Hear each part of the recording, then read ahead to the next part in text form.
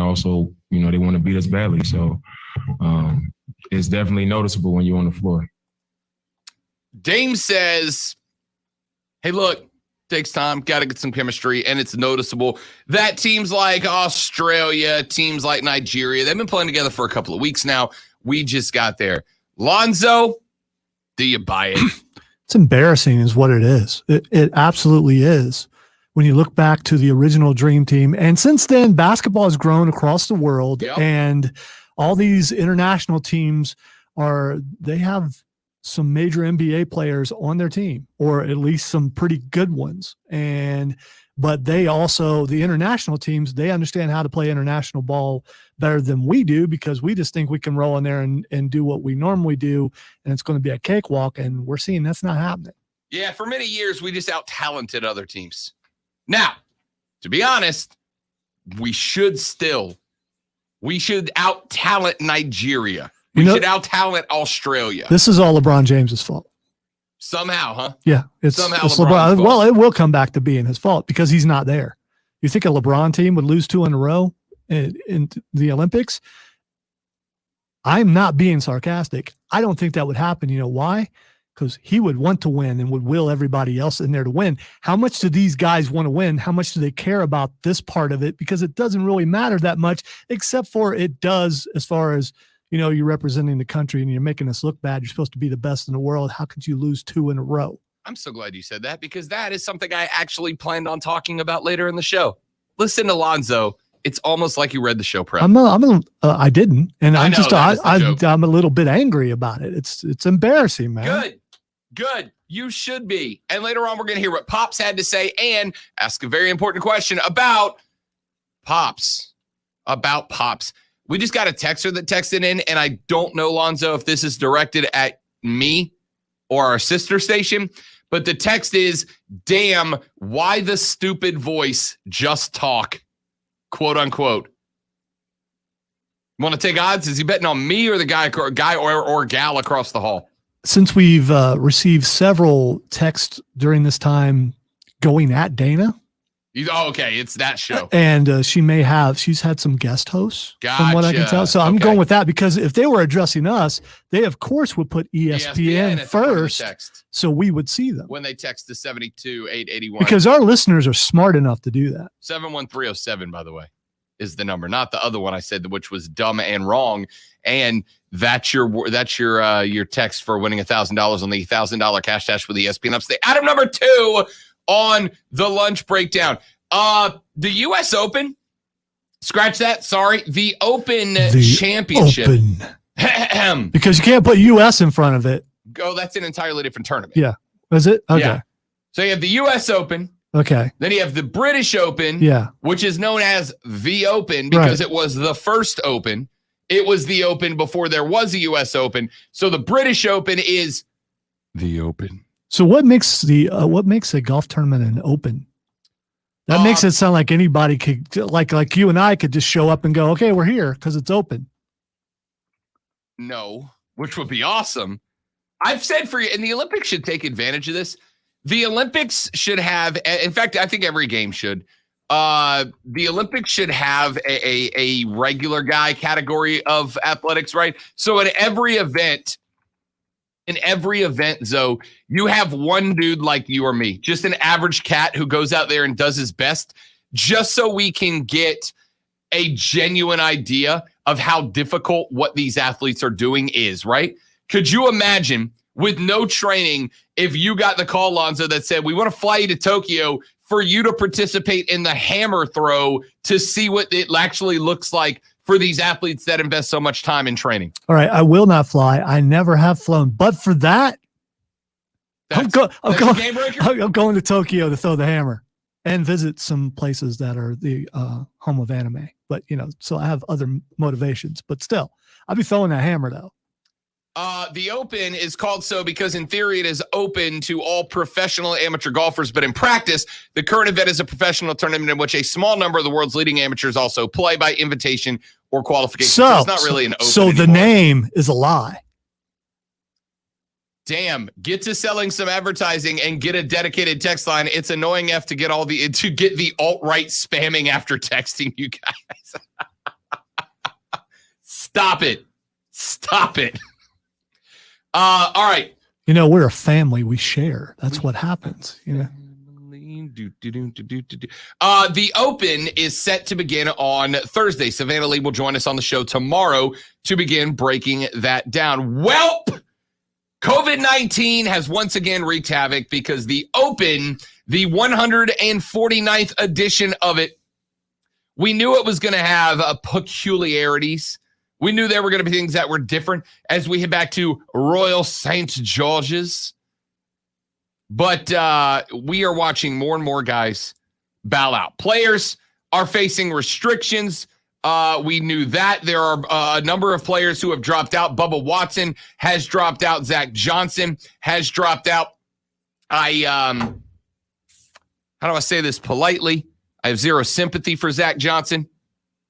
Zach Johnson has refused to get a COVID vaccine, and he tested positive a week before the Open, so he can't go. Womp, womp, womp, womp, womp, womp, womp. Consequences. That's how it works. Anyway, there's not much more to talk about, but like 9 or 10 guys are out of the field. Guys that would have been competitors are out of the field. No longer a part of it. That's the end of the conversation for me. If there's a dude who got vaccinated and still got it, that sucks for him. If there's a dude who didn't get vaccinated and now can't go because he got tested positive, I don't feel bad for him. It's how the game gets played, man. Literally, in this case. Item number 3. I am going to push to the next segment. And I'm going to push to the next segment because yesterday, Stephen A. Smith lit a firestorm when some comments that he made on First Take. I have those comments for you, as well as not one, but 2 apologies that Stephen A. Smith made. One, I can't wait for you to show hey us.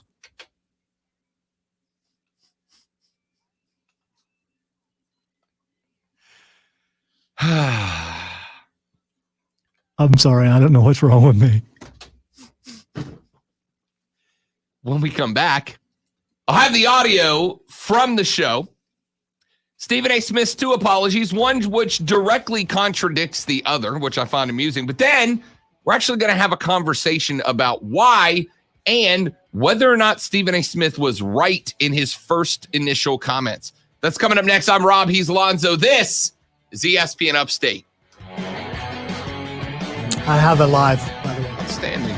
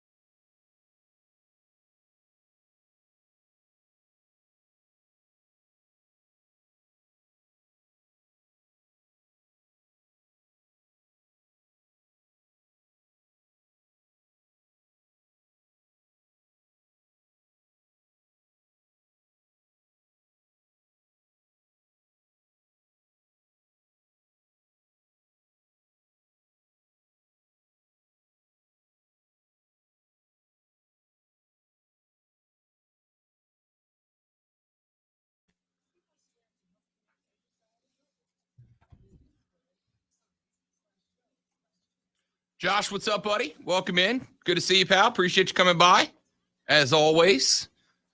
I saw that on yesterday, Keegan, and I did not watch it, though. I did watch. I don't know, man. I had a blast with the home run derby last night. Loved the home run derby last night. It was incredible. Well, unless you believe the hype on who was going to win the whole thing. I mean, if you believe that hype, then maybe you were disappointed. But that's a part of the fun, isn't it? Well, don't we love? I don't know if we say upset. If Lonzo or Alonso or however you want to say it is part of the show, it's going to be a good show. It's going to steal the show. Dude was a stud yesterday. Oh no! Shut it off before we're banned. What are you doing?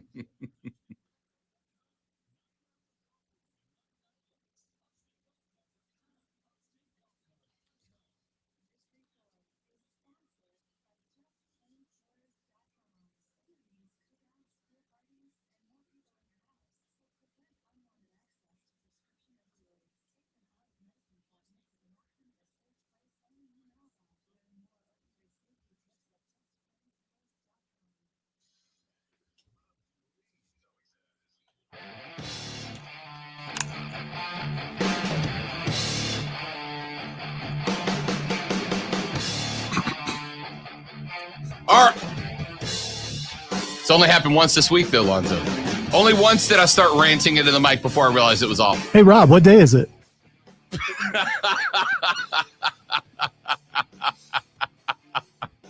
It's not the point. It's only happened once this week. Okay. You know you're jinxing yourself, right? 2 segments into the second day of the week. So clip number 9, if you don't mind. So yesterday, Stephen A. Smith, a.k.a. Screamin' A. Smith, decided to go talk about Shohei Ohtani, which, frankly, I obviously, right? Obviously you do. Shohei Ohtani is the biggest name in baseball right now, doing things that haven't been done since Babe freaking Ruth did it. 98-mile-an-hour heaters, 33 dingers to lead the league. Of course, we're talking about Shohei Ohtani. Now, Stephen A. Smith was talking about the fact that baseball, like any other sport, needs a face, right?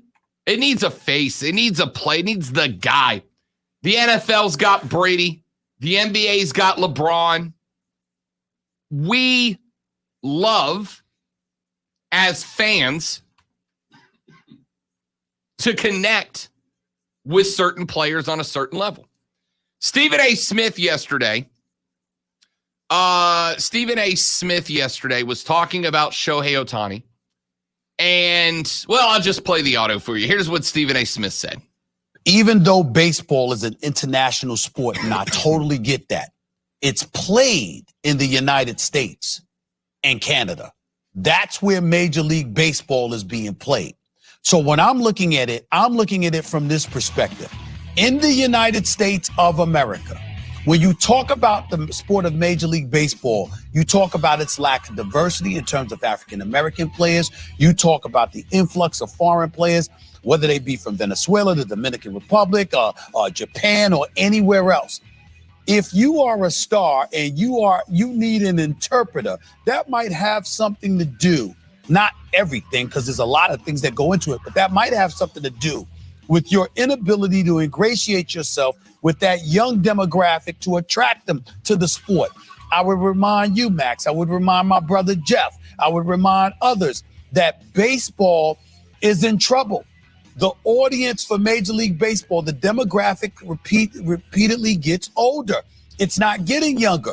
That younger demographic, which is the targets for all of the advertisers and sponsors and everybody else out there, that's the NBA and the NFL. Major League Baseball is struggling miserably.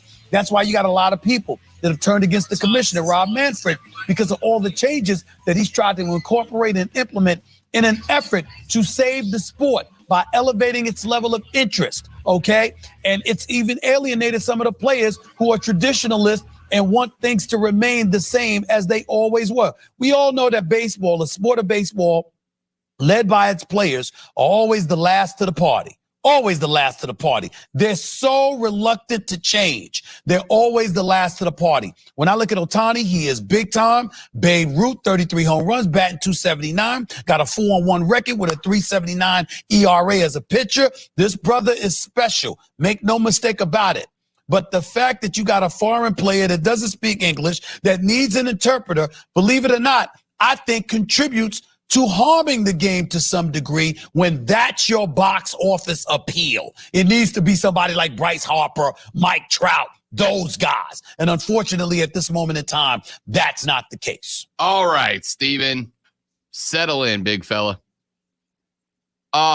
Steven, I think, was doing okay until one sentence. Stephen A. Smith was doing okay until he said having Shohei Ohtani, who does not speak English and needs a translator, is actually harming the game of basketball. Now, a couple of things. First and foremost, you guys know that to me, what is more important is not what you know, but what you can show, right? It's not what you claim is true. It's what you can prove is true. And that's not to devalue opinion, but if you can't prove it, then I have no reason to believe it. I can listen and respect your opinion and even take your opinion into consideration, but unless you can prove it, I have no reason to believe it. Here's the problem with Stephen A. Smith's argument. Of the 10 most watched Major League Baseball games so far this year, Lonzo, 8 of them have featured Shohei Ohtani. Now, I don't suspect that you can say, oh, well, that's because he's on the same team as Mike Trout. Or, well, because we just love teams from LA that much, because we clearly do not. People are tuning in because this dude is doing things that haven't been done since Babe Ruth. It is history in the making, literally. If I told you that,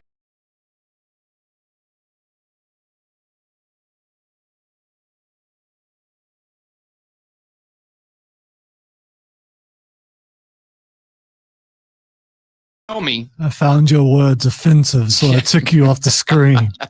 Not true.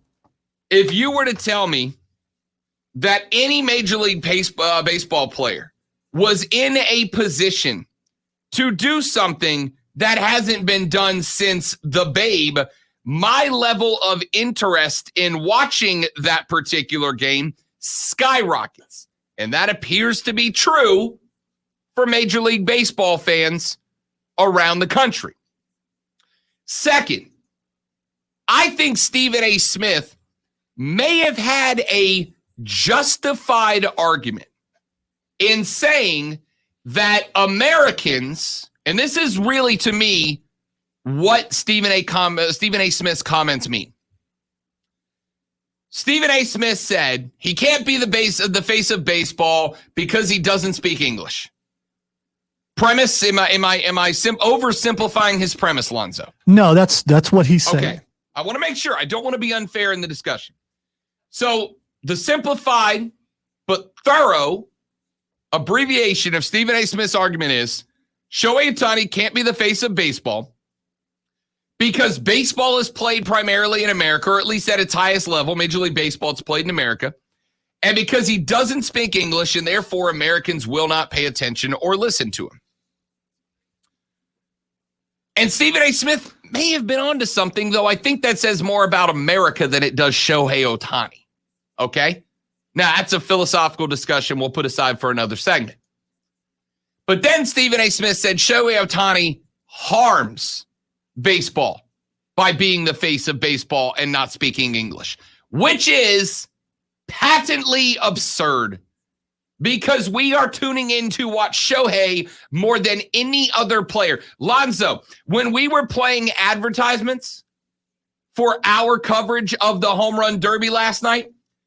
And deep voice announcer guy was talking about the derby. Who was the player that had his name mentioned more than anybody else? It was Ohtani, and you and I had a discussion. I think it was on the stream that I was given a bill of goods because they built him up, and he did not win. And I would have tuned in anyway because I knew you were going to be talking about it. Probably the only reason I would tune in because baseball just doesn't do it for me. And it's not because the best guy can't speak English. It's because the game itself is too long and it's boring. But and I think in order to get people like me, it has nothing to do with the face of the game being able to speak English or not. It has to do with the game itself. So, yes, agreed. If you want to argue that there's harm being done to baseball, argue that the harm being done to baseball is doing by the fact that people like Lonzo think it's boring and are not likely to tune in because they can't stand to watch a full baseball game. There's your problem. If there's a problem, that's it. Stephen A. Smith said, no, it's because he spoke English, which I think, frankly, is kind of ridiculous. Clip number 11, if you don't mind. I got two separate apologies from Stephen A. Smith that I want to run through. This is the one that he made this morning on First Take. I don't need press releases. I don't need statements from the company. I don't need all of this other stuff. Let me be the first to stand up and say that I want to express my sincere apologies to the Asian community and the Asian American community. I am a black man. I religiously go off about minorities being marginalized in this nation. I instantly go off, repeatedly bring up the fact that if you are a member of a community that feels disenfranchised in any way, that's something that we need to battle, that we need to fend off to the best of our ability as a nation. These are the kind of things that I bring up. And the reason why I bring up my blackness is because of this. On many occasions, what I have said, when people have said something that is offensive in any way to the minority community, it's not about how you feel. It's about how they feel. And the reality of the situation is that you have Asians and Asian Americans out there that obviously were very, very offended by what I had to say yesterday. And I just want to look into the camera and extend my sincere apologies. That was not my intent at all, but I'm not going to get into all of that because I do understand that a lot of racists out there are quick to say that was not my intent. That's not where I'm going here. I was wrong, period. There's no excuse. This is not ESPN. This is not Disney. For a lot of people out there going off about Disney and ESPN. No, this was me. Wasn't Max. Wasn't Molly. Wasn't the producers on First Take. Wasn't the bosses. It was me. I said it. And the reality is that I was completely clueless as to the kind of impact that this would have on the Asian and the Asian American community. That was not my intent at all. And so I just want to say we're going to talk about a lot of things. Jeff Passan is going to be on the show today. June Lee is going to be on the show. I think Eduardo Perez is going to be on the show, along with a host of others. And I welcome this conversation. I don't have a problem with it, but I just want people to know, here's where I stand. The second that I was informed about how hurt a group of people in this nation was off of what I said, that's all that matters to me. All that matters to me, because I don't intend to hurt people like that. That's not who I am. That's not who I've ever been. If I have a problem with you, you know it. If I mean to offend you, you know it. I don't hide from it. I'll let you know I'm coming. That wasn't the case yesterday. But nevertheless, it doesn't negate the fact that they were detrimentally affected by my words. I have friends from the Asian American community that expressed their disappointment in what I had to say because of all the things that they have had to deal with, the anti-Asian stuff going on, the Asian hate that's been percolating in this nation over the last few years. And we all know to some degree why that is. I contributed to that yesterday. And that's inexcusable. So that's what Stephen A. Smith had to say this morning. Now, I'm not going to play the other apology because we're way late for the break already. But yesterday, he went on camera on Twitter right after the show and made this big thing about how he didn't mean to disrespect Shohei, but he was still right. So the whole premise of, I immediately recognized my faults and came back. No, you didn't, Stephen. You doubled down on him on Twitter before you realize what was being said. Now, so here's what I'm going to say. The first time I listened to what he had to say, I thought to myself, this is one of those times that there are many points in life where a Big Lebowski quote is applicable. And one of those times was when there's a Big Lebowski quote where he says, "You're not wrong, you're just a bleep," right?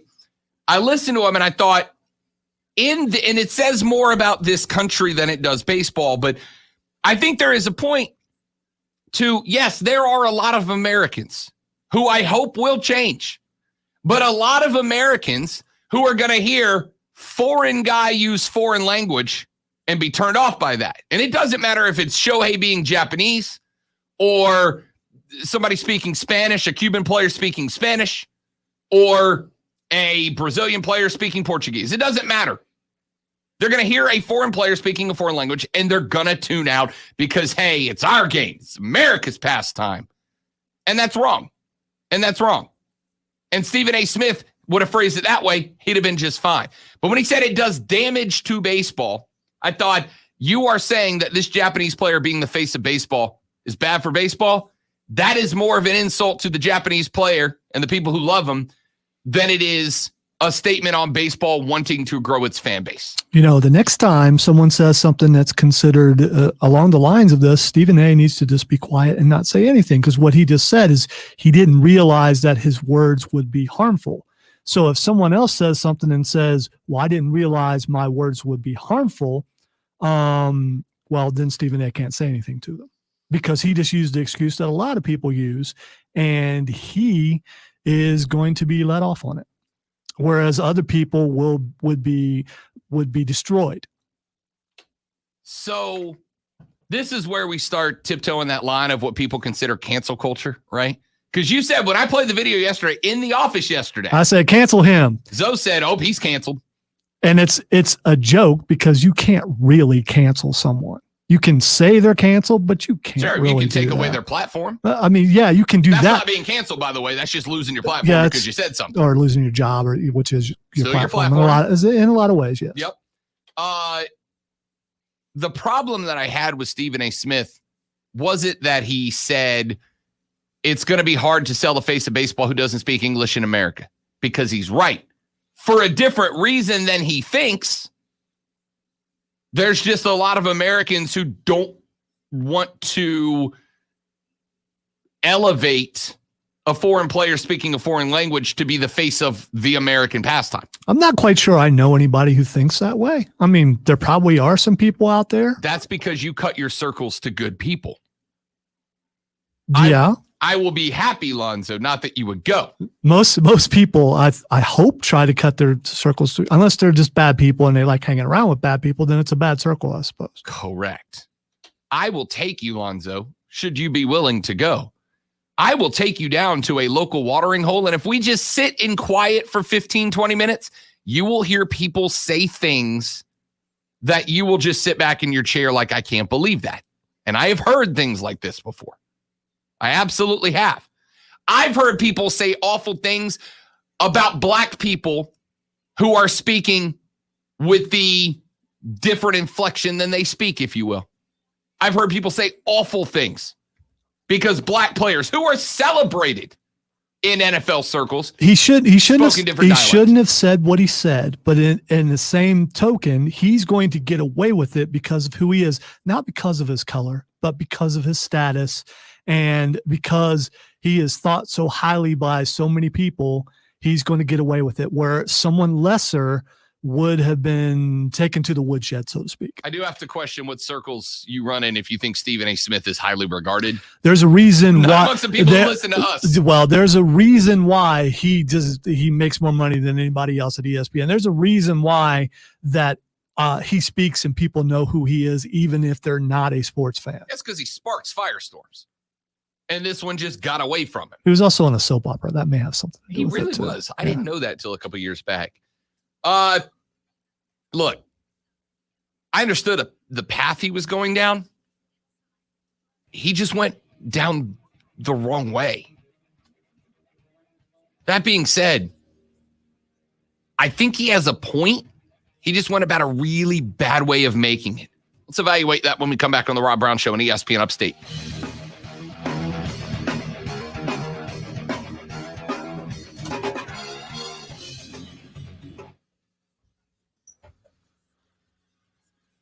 Yes, Steven, as Zoe pointed out, we go to the "We'll be right back" screen when we have live reads that are not sold to be on the web stream. Other than that, the stream's pretty much up all the time. It was kind of funny that Rob got kicked off after I really put that did. up I there. wonder why. I saw your face and I'm like, why does it look like that? And then I looked at the stream and realized that I saw your face and I was like, why does it look like that? Thanks, Rob.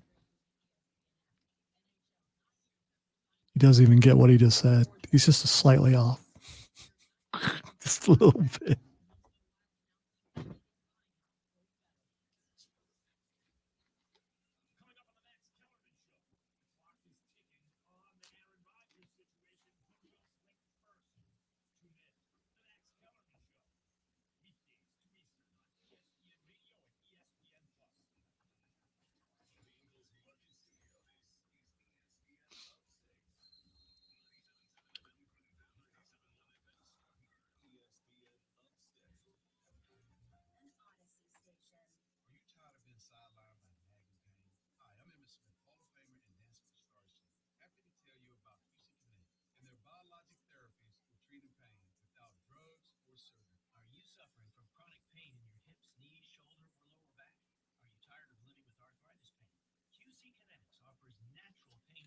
Do you mind spinning that TV to 45 degrees?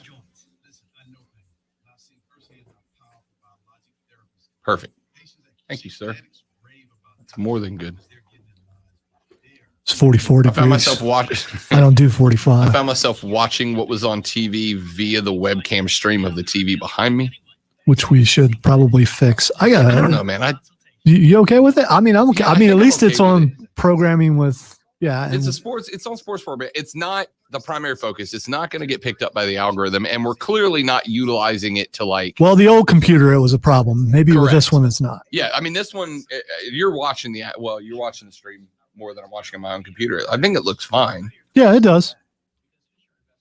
And we're not like utilizing it as a promotion of it. It's just on in the background.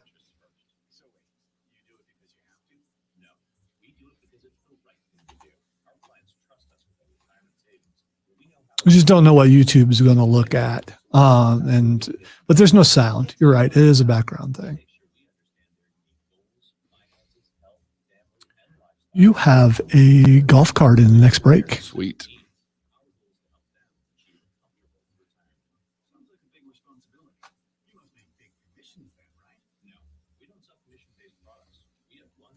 We did a video one time, and I put songs on, but because it was in the radio station and in several different studios, the songs weren't there until I put them on. All those passed because they were considered background and they can prove that I put it in later. But the end of the video had, so you had a bad day. This is when we fired Chris from our sports show. Yeah. That got flagged. Because it was outside when he sit down, he goes like this, and then it says, "So you had a bad day," and so then it was obvious that it wasn't playing on the thing, and that was a long time ago. So they're very selective, I think, and there must be some sort of algorithm or something that points it out to them. I mean, how do they know? Do they just have some guy just scanning? Oh, there it is. They may have AI that does that. And they legit just have an algorithm that looks for matching wave patterns within videos. And if that matches up to the wave pattern of a song, then they go further with inspecting it. I can see how that would happen. Yeah. That's just, I would love to see that technology.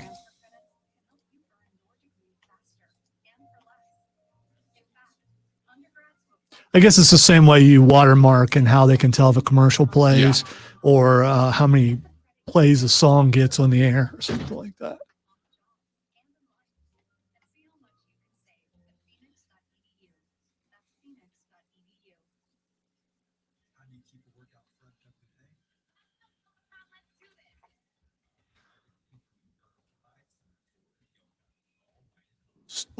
with yoga.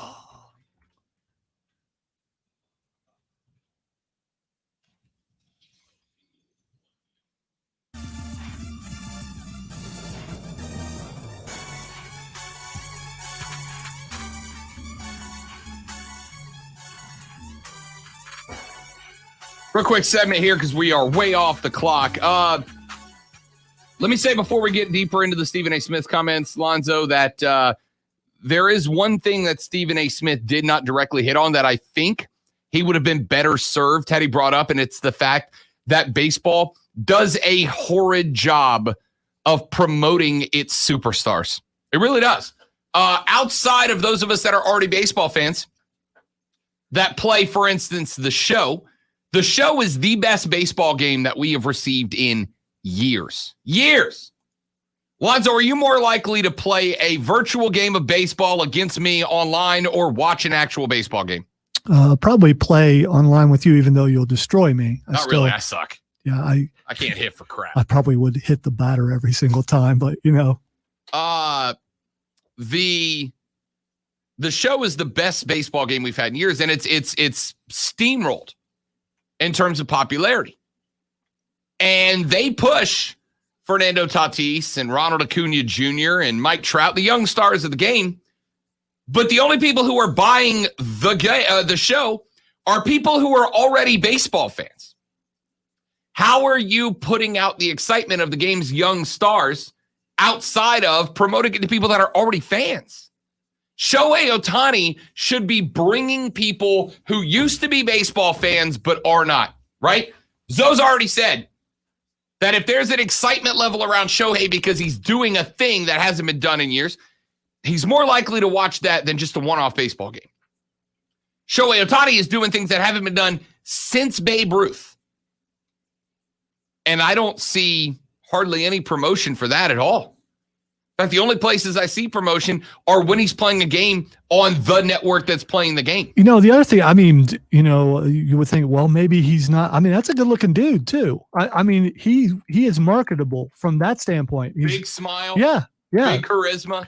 And admittedly, last night for the home run derby, that's the first time I've ever seen him. All I could think of was, why can't that guy be the face of baseball? He is the face of baseball. Here's the problem. When's the last time, Lonzo, off of ESPN television, when's the last time you saw an advertisement for baseball? When's the last time that you saw, when I'm around, for instance, Destin, every now and then I see a billboard pop up for the New Orleans Saints. Tickets available. Come to New Orleans for a game. Come to Atlanta for a game. I see NBA advertisements pop up on social media all the time. When's the last time off of ESPN you saw an advertisement for a Major League Baseball team or game? I can't say. I can't either.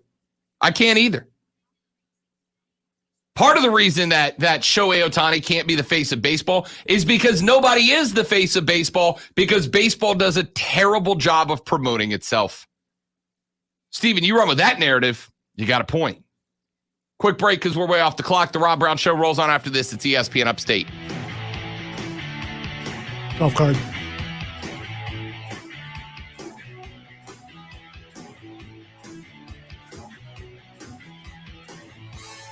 The 2021 Upstate Golf Card is on sale right now. $99 is getting you a round of golf at not 1, not 2, not 3, not 4, not 5, not 6, not 7, not 8, not 9. No, but 9, excuse me. 9 beautiful, prestigious courses around the entire Upstate. $99. You're playing, it's less than $15 a round. Ladies and gentlemen, you're not going to find a deal like that anywhere else for golf in the country, but you got to get yours now. Go to upstategolfcard.com. Upstategolfcard.com. You will be able to see all 9 courses, all the details, everything you need to know. But I'm telling you all you need to know. $99, 9 rounds of golf, over 75% off, and you can use them between now and the end of the year. You got time. Grab one for you, your friends, your family. Take them all out. They're going to love you, and you're only going to spend a few bucks to take them golfing. They're going to think you bought them a whole tee time. Come on, man. I'm not saying manipulate yourself for better relationships, but here's a good opportunity to do that. UpstateGolfCard.com. It's the 2021 Upstate Golf Card.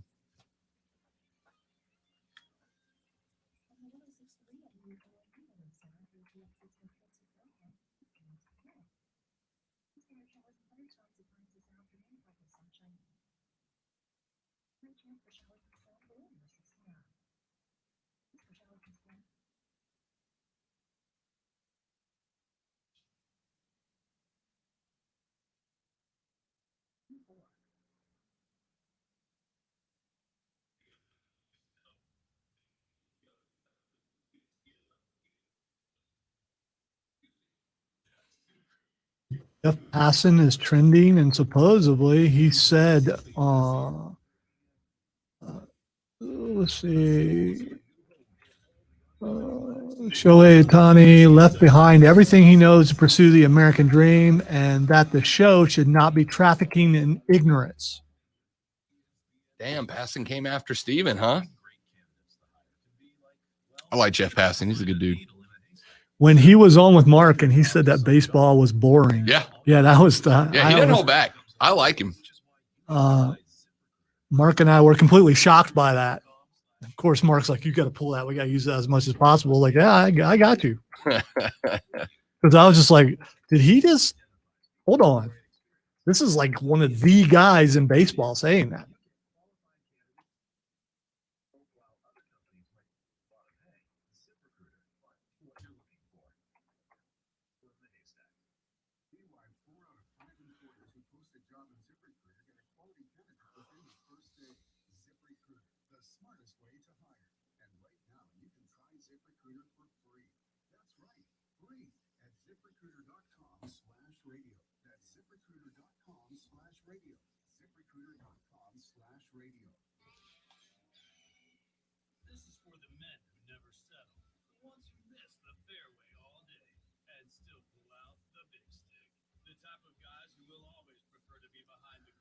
There we go. I got a new game for you. It's, what's it called? Where's it? Nickelodeon All-Star Brawl. So it's Super Smash Brothers, but with Nickelodeon characters. Yeah. Get ready to brawl with Michelangelo, SpongeBob, Nigel Thornberry, Reptar, and more. So first off, in what world does SpongeBob have a chance against Donatello? Well, there's that. And Reptar should just solely destroy them all. Reptar is not that much bigger than them, though. Only a little bit. There's a video. It just popped up on my feed. Danny Phantom.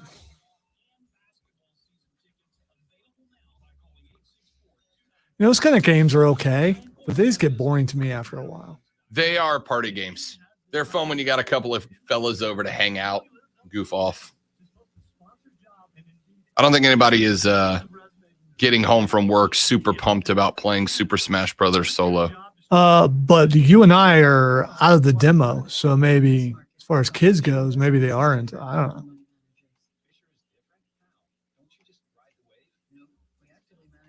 Right, I'm way out of the demo, but whatever.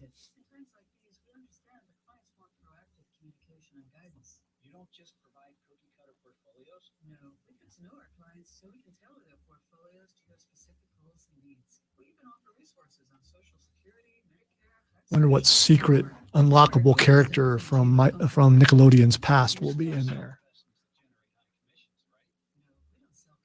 Who is Helga Pataki? I don't know who that is. Hey Arnold. Okay, see? I was wrong about the demo. I was absolutely wrong about the demo. Dude, that Nickelodeon era was my childhood. Nickelodeon, as much as I've always like enjoyed and loved the Disney movies, the Nickelodeon cartoon golden age was what raised me.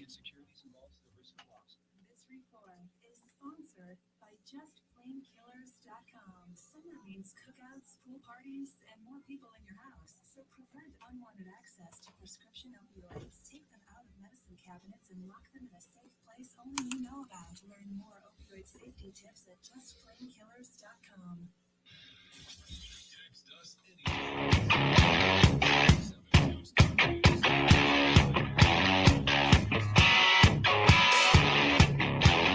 The Rob Brown Show rolls on. Just about to wrap up hour number one. Get a little more of the discussion coming up, but before we take, I want you to think about this question, and then we'll answer it on the flip side. Can an athlete who does not speak English be the face of a sports league based in America? I want y'all to answer that question for me. Can an athlete who does not speak English be the face of a professional sports league here in the United States of America? My answer is, hell yeah, they can.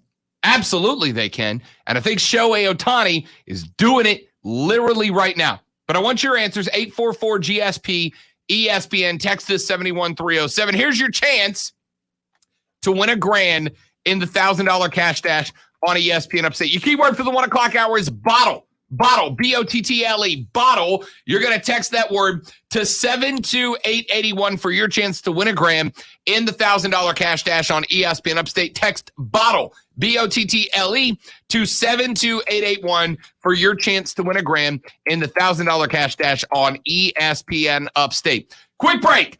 Can an athlete who does not speak English be the face of a league based in America? We'll talk more about that question when we come back on The Rob Brown Show and ESPN Upstate. You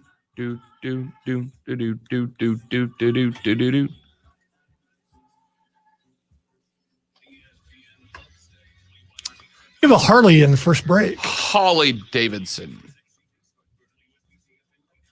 An Odyssey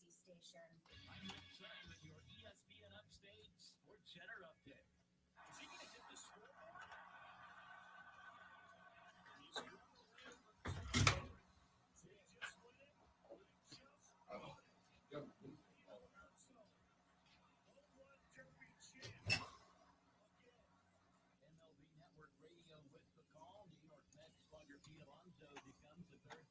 Come on.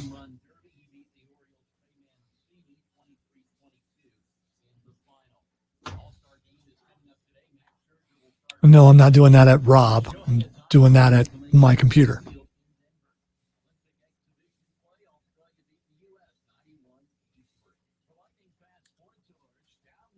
Finally.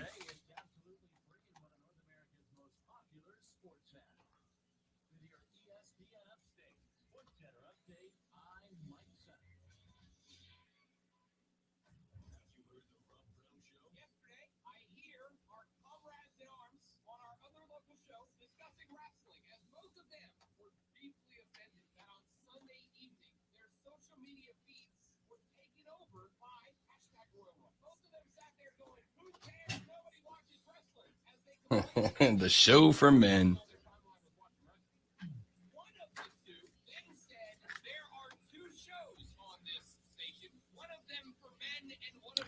I found some possible riffs for our other project earlier. What'd you come up with? I was going to ask you, are we looking for something that sounds quasi like what we discussed? I think it's got to have the same feel, Yeah. especially guitar Like wise. a driven, buzzy. Yeah. My search topic was dirty guitar, and I found some decent stuff. For those of you on the stream, we got something brewing. Zoe had a brilliant idea this weekend, and we got something brewing.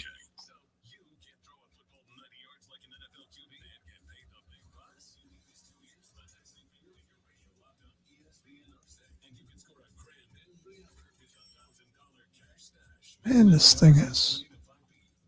Come on.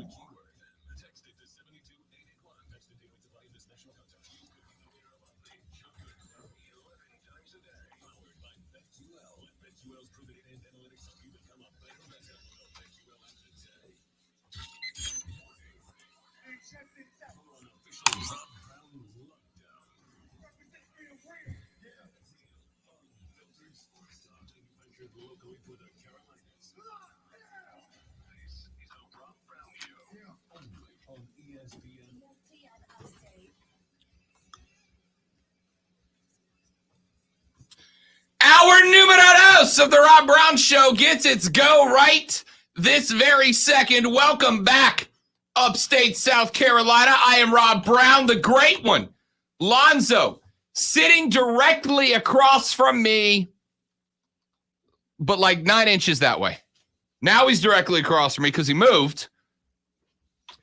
Facebook.com/ESPN Upstate. Watch the stream. Join in because we tell you stuff off the air on the stream that we don't tell you on the air. We threw something out there during the break to the folks watching on the stream. that you may have missed out on, which you will find out about in a little while. It's an exclusive tease. You'll know when you know. You'll know when you know.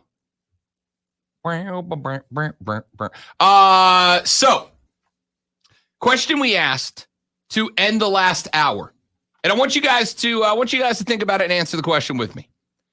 Stephen A. Smith in a wee bit of hot water, and he's in a wee bit of hot water because yesterday on First Take, Stephen A. Smith said, Shohei Ohtani cannot be the face of baseball in the United States because he uses a translator and doesn't speak English. And then went on to say, in the spot that I think ultimately really got him in trouble, went on to say that Shohei Ohtani being the face of baseball without speaking English and needing a translator does more harm to the game than anything else. Which I think that's the spot where he found himself in a little bit of trouble. Yeah. So he went on this morning and he apologized. We played that for you. He also went on Twitter during the day. Went on Twitter and doubled down on that comment before he came on First Take this morning and issued an actual thorough apology. But I actually want to discuss what Stephen A. Smith said from the standpoint of you, the sports fan. Stephen A. Smith said, Shohei Ohtani cannot be the face of Major League Baseball because he doesn't speak English and needs a translator. And if you play sports here in the United States and you don't speak English, you're less likely to be accepted. And I want to take this in 2 points, and I want your thoughts as well. Phone lines are open at 844-GSP-ESPN, 844-477-3776. Can also text your answer to the Ingles Market text line at 71307. Can an athlete in the United States who does not speak English be the face of a sport? And Lonzo, I would offer up my answer as yes. Yes, they can. Why? Because it's literally happening right now. It's already happening. Now, there are young stars in the game. Fernando Tatis Jr., shortstop, San Diego Padres, who is a stud.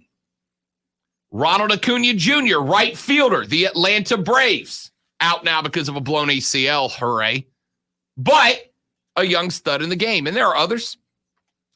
There are the Mike Trouts of the world.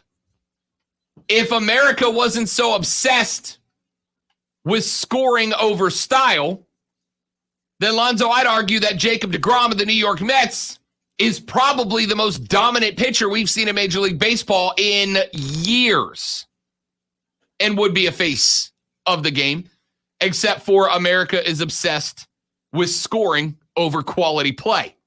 That's why it's so hard to get soccer to catch on. Why it's so hard to catch great hockey on. But Shohei Ohtani is the face of baseball because Zoe's giving you the best of both worlds, right? He's a masterful pitcher. He is starting the All-Star game on the Hill. But you know where else he's starting the All-Star game?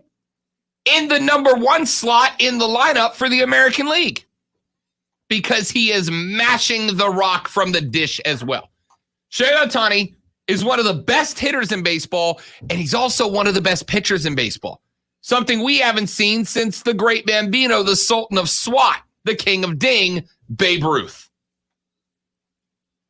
So to ask the question, and I guess this, more than anything else, though, is what genuinely bothered me about Stephen A. Smith's comments.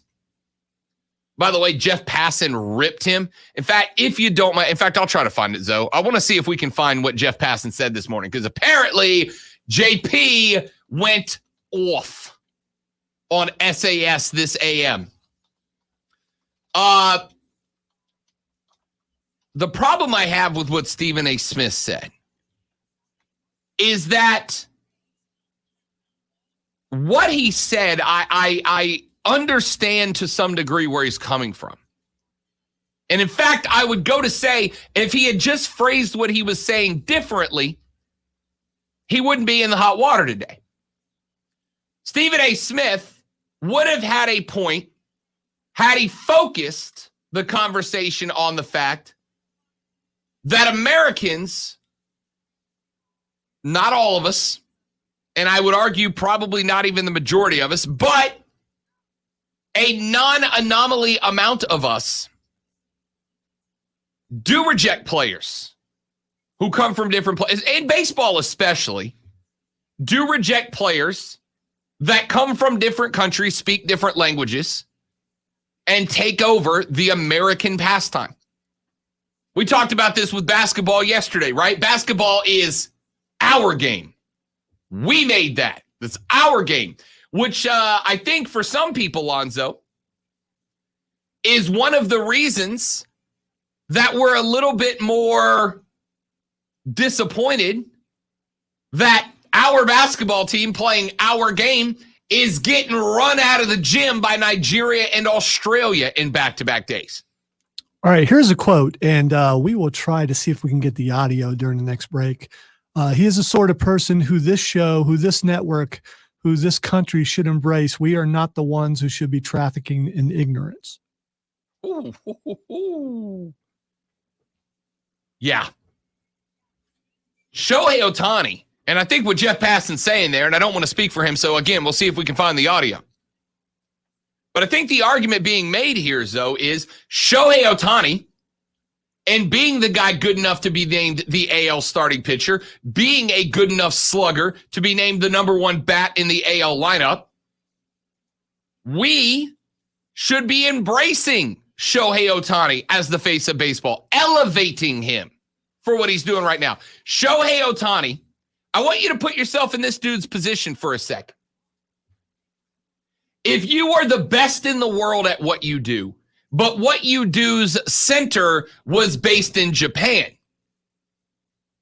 and you were passionate about that thing you do, you were passionate about that thing, and you got to go to the center of that thing, whatever it is, making tiddlywinks. And you got the call, hey, we want you to come to Japan. We want you to move here, relocate your life here, become the center of attention in that thing that you do in our country. But we need you to do it today. You don't know Japanese. Well, the overwhelming majority of you don't know Japanese. The overwhelming majority. If you went there and gave up your entire life here in the States to move to Japan and be that guy, number one, let me be abundantly clear about the first fact. English is a very, very, very difficult language to learn. We always make the joke about Mandarin. English is one of the most difficult languages to learn on the face of planet Earth. I'm still struggling with it. Correct. So am I. My job is to do an English into this microphone every day. And I still, because I got to get ahead of myself a little bit. Shohei Ohtani, and I think Jeff Passan said this, so I think you told me that he said this during his appearance. Shohei Ohtani is the definition of what we consider the American dream, right? The dude has plied his trade to become the best that he can be, and the best that he can be is one of the best 4 or 5 people on planet Earth that have had the opportunity to play baseball,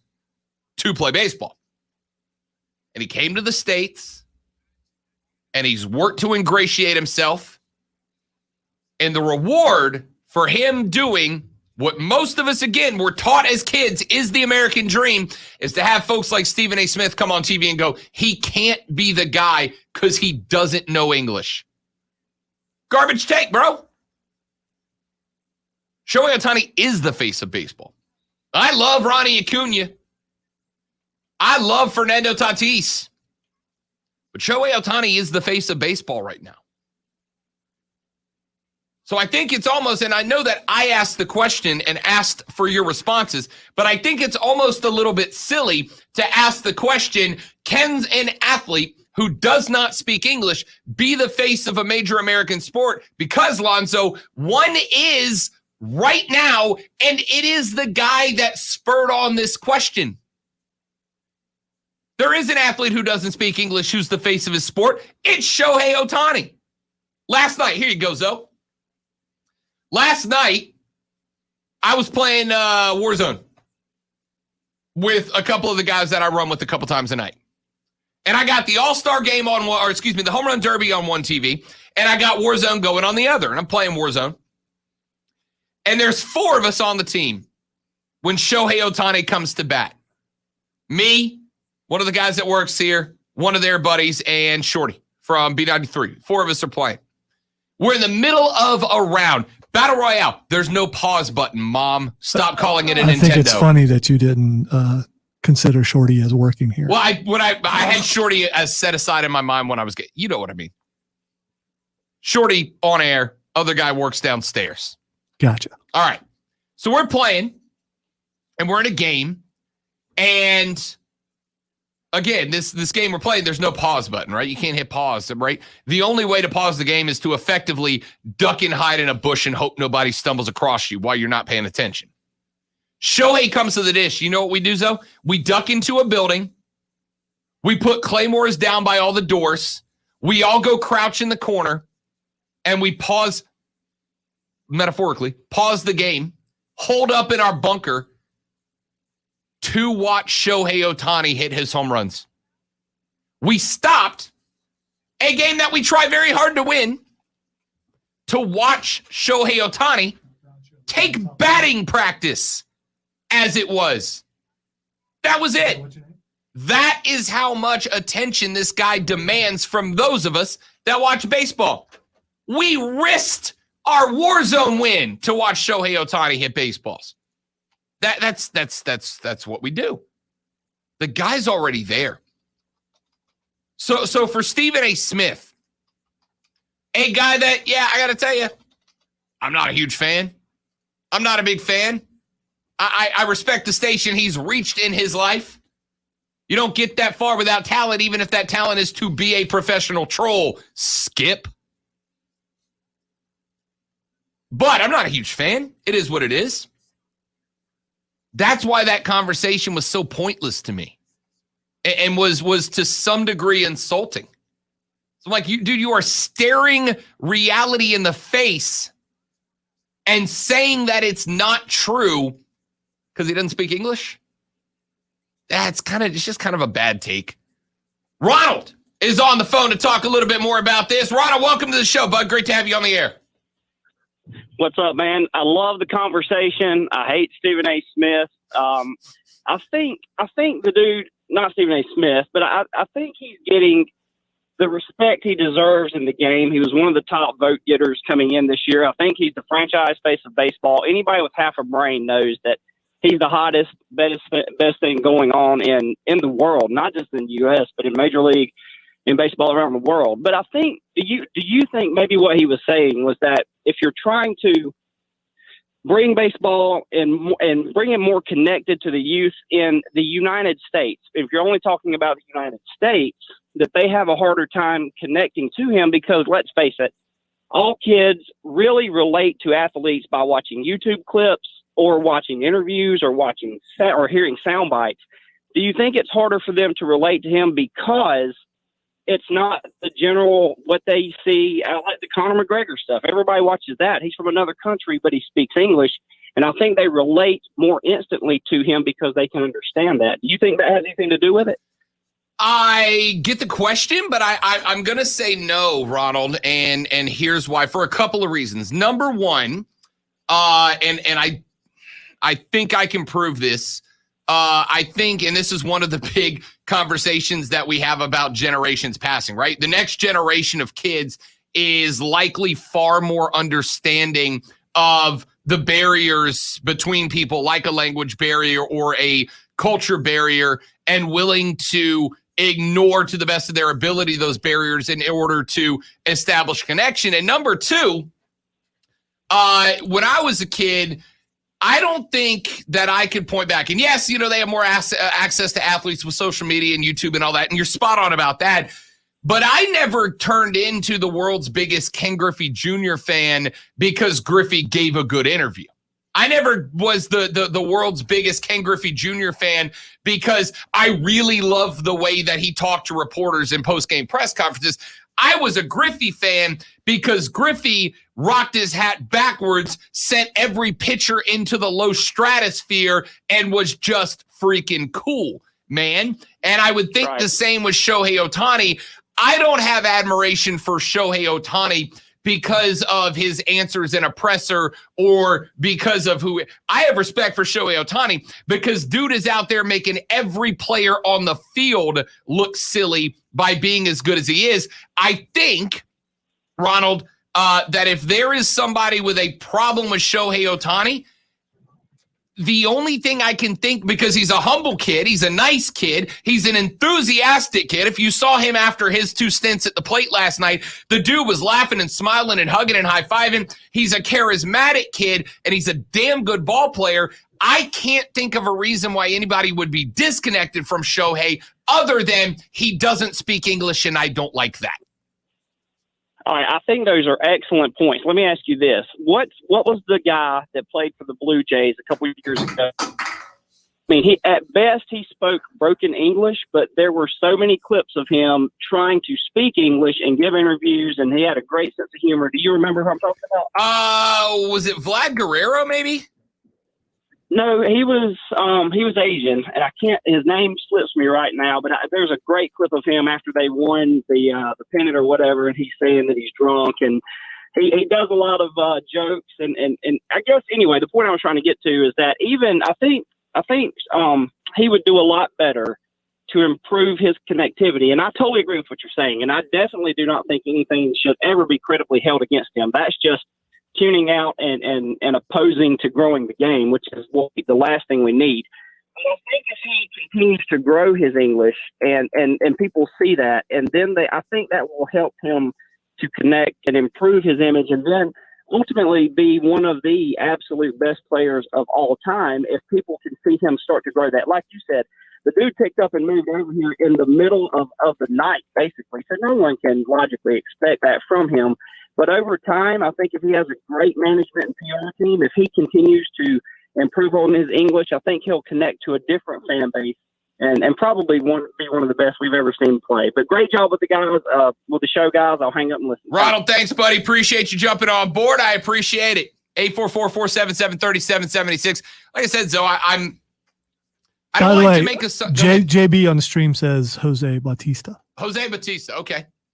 I don't like to make assumptions about people's emotions and beliefs. All right? I just don't. Because you don't know a guy or a gal for the most part. But what criticism could one have of on-the-field athlete Shohei Ohtani right now that would justify you not liking him? The only one I have, Lonzo, is if you are one of the people who goes, he's too nice. He's too nice. I wish he had that killer mentality, except for dude is killing everybody. Dude's killing everybody. I don't care what attitude you have. If you are rocking a 2.1 ERA, 33 home runs, and are an all-star, that is both on the hill and the leadoff batter for the American League. Outside of that, I have no reason why you dislike Shohei Ohtani other than he doesn't speak English, which is a bad reason. A bad reason. Let's take a break. We'll come back. We can keep talking about this. 844-GSP-ESPN. Ingles Market text line's open at 71307. Jump on board. The Rob Brown Show rolls on at ESPN Upstate. Harley.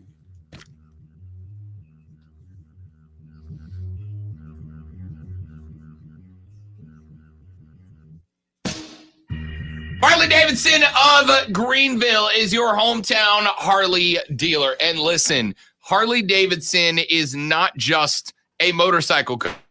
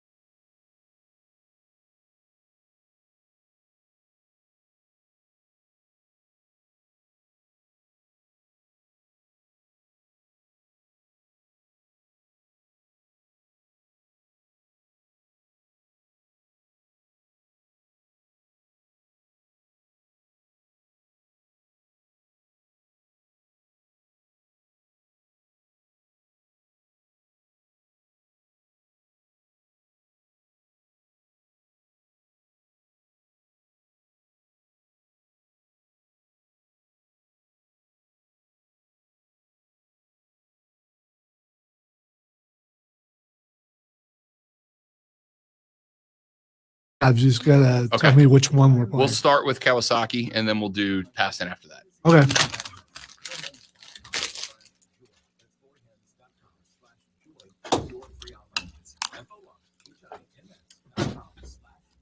Oh.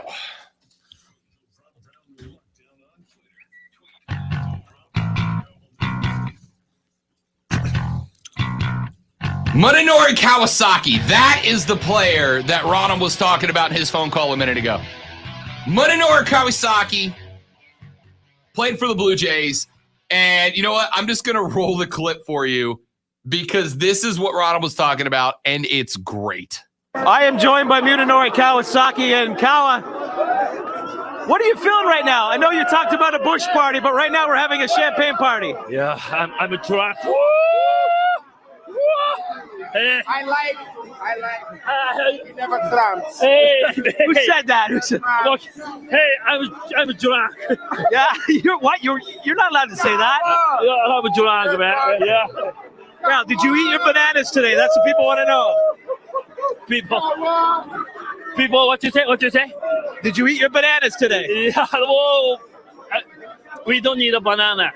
No. We need a champagne. Yeah. Yeah, champagne. Very good team. This team, okay. Very good team. Hey, Kawa, a serious question for you now. You left Japan to come here and play in Canada, okay? Not an easy decision to come so far away from home. Your son was born in Canada. How proud do you feel to be here? What you say? Hey, English to talk well. English to talk. I'm drunk, you know. Yeah. Japanese, please. Kawa's had a few too many. We're going to let him go. You go enjoy. We are here. We are here. We are here. Hey, this time the bush party time. Kawa is the best, man. The best. Now, definition, Zoe, of a dude endearing himself to people, right? Definition. And look, Shohei may not have the grasp on the English language that Kawasaki had during that time period when he was endearing himself to Blue Jays fans. But if you watch that derby last night, and Shohei, by the way, got eliminated by Juan Soto in the second round. They tied They tied in the regular round, then they tied in overtime. Then they had a 3-swing swing off. Soto went 3 for 3 with 3 shots. And Shohei got 2, so he got eliminated. Which you can kind of blame on his pitcher a little bit. Yeah, one of them was just a bad pitch. Yeah. But if you watched it before, during, and after, the dude was having the time of his life, man. The time of his life. Shohei was laughing, smiling, cracking up, high fives, hugs. When Soto eliminated, Soto came over to him, and Shohei gave him a big hug and a pat on the chest, and there was clearly a language barrier. Juan Soto doesn't speak Japanese that I'm aware of, and Shohei Ohtani doesn't speak English. And you wouldn't have known it because those were two brothers who just had a fight, having the time of their lives, doing something goofy and fun, and it was incredible to watch. It was incredible. That's what I'm talking about. It is more about the fact, can you get behind the dude? Can the dude be charismatic enough to win you over than it is, I need to understand the words that he's saying? And it proved it. It proved it right there last night. Jeff Passan, we told you earlier that Jeff went on First Take and addressed the comments of Stephen A. Smith, and Jeff Passan did not hold back. Shohei Ohtani came to this country at 23 years old. He left behind his family. He left behind his culture. He left behind his country. He left behind everything he knows to go and pursue the American dream. He wanted to come here and be great. And he is the sort of person who this show and who this network and who this country should embrace. We are not the ones who should be trafficking in ignorance. Shohei Ohtani. So he said he is somebody the fans should embrace, and we should not be trafficking in ignorance. That's what Jeff Passan said about Stephen A. Smith's comments right there. First off, he's right. He's spot on. We shouldn't be. Shohei Ohtani is the definition of what people say they want when they say they want the American dream, right? He's the definition. He came here at 23 years old. Quick question for those of you beating the kid up for being unable to speak English at 23 years old after leaving his home of Japan to come here and entertain us. How many languages do you speak? And what did you accomplish at 23? Lonzo, at 23, what I had accomplished was not very much. I had a column in the local paper, and I had just started my first radio show at 23. And by the way, I only started it because the station that I was working as like a nighttime overnight producer / intern had an emergency and had nobody else to do the show. And I happened to be in the right place at the right time. Only reason I was there. I think at 23, I was a produce manager. Ooh, manager title. Yeah, I didn't get into. Yeah, I'm used to that. Hashtag benefits. Yeah, but yeah. It's easy to be the produce manager when you're the only one doing produce at the particular place. You were also the stalker, staffer, ticket taker. Yes, I was. Yeah. But I didn't get into radio till 28. So for sure, 23. Yeah, not that accomplished for sure. There are a lot of people who have things accomplished at 23, but very few accomplish what Shohei Ohtani is accomplishing at 23. A little bit older now. What, 24 now, 25? Point is, what don't you like about the guy? What don't you like about the guy? Why is this even a conversation? He can't be the face of baseball, says Stephen A. Smith. Hey, Stephen, he is the face of baseball right now. He is the face of the game. It doesn't matter if you think he can't. He is. It's like me saying, I don't think Lonzo's car can be parked in the parking lot. Yes, it can, because it is. I'm looking at it right now. Good. That way I don't have to get up and look out the window and see if it's still fine. there. You're fine. Yeah, you're good. Sweet. Did you get the point? Texter on the Ingles Market text line 71307 says, Rob, why is it there a big push for robotic pitchers at the Derby? Should be just all about the homers, right? Yes, I know you said that smartastically, but yes. Now, I'll leave it up to the hitters, right? I'll leave it up to the hitters.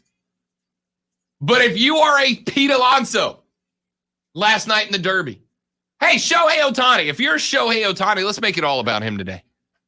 If you're Shohei Ohtani, who, by the way, in a 3-3 swing off, is at the mercy of making sure his BP pitcher can put the ball in his groove. And I told you that you could put a jugs machine up there that would put the same ball in the same spot at the same speed for every single pitch. Wouldn't you prefer that? Hell yeah, you would. Now, unless you're a timing batter and you know that when the pitcher gets the ball at the release point, that's your kick mark. When the ball is released, that's your wrist mark. Unless you're a timing guy who's got your timing down to a pitcher, then that's a different story. I am sure you spent some time in the batting cages around, and realize how inconsistent that is. That would be more inconsistent than a regular pitcher. Disagree. But I would leave it up to the batters. If you want a jug machine, we'll roll it out there. Maybe you go to more expensive batting cages than the ones that I've been to. Only the finest for me. Let's take a break. When we come back, we are going to test Lonzo's Conor McGregor fandom. Because I think Conor crossed the line that even Lonzo won't follow him across. Am I right? We'll find out when we come back on the Rob Brown Show on ESPN Upstate.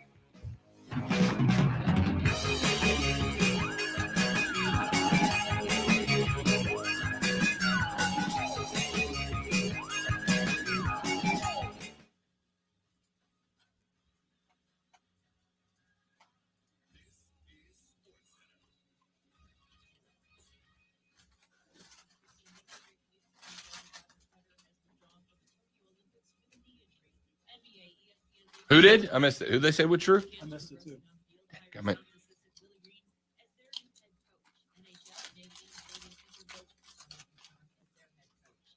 I'll play it again in a second. It'll come up on Twitter.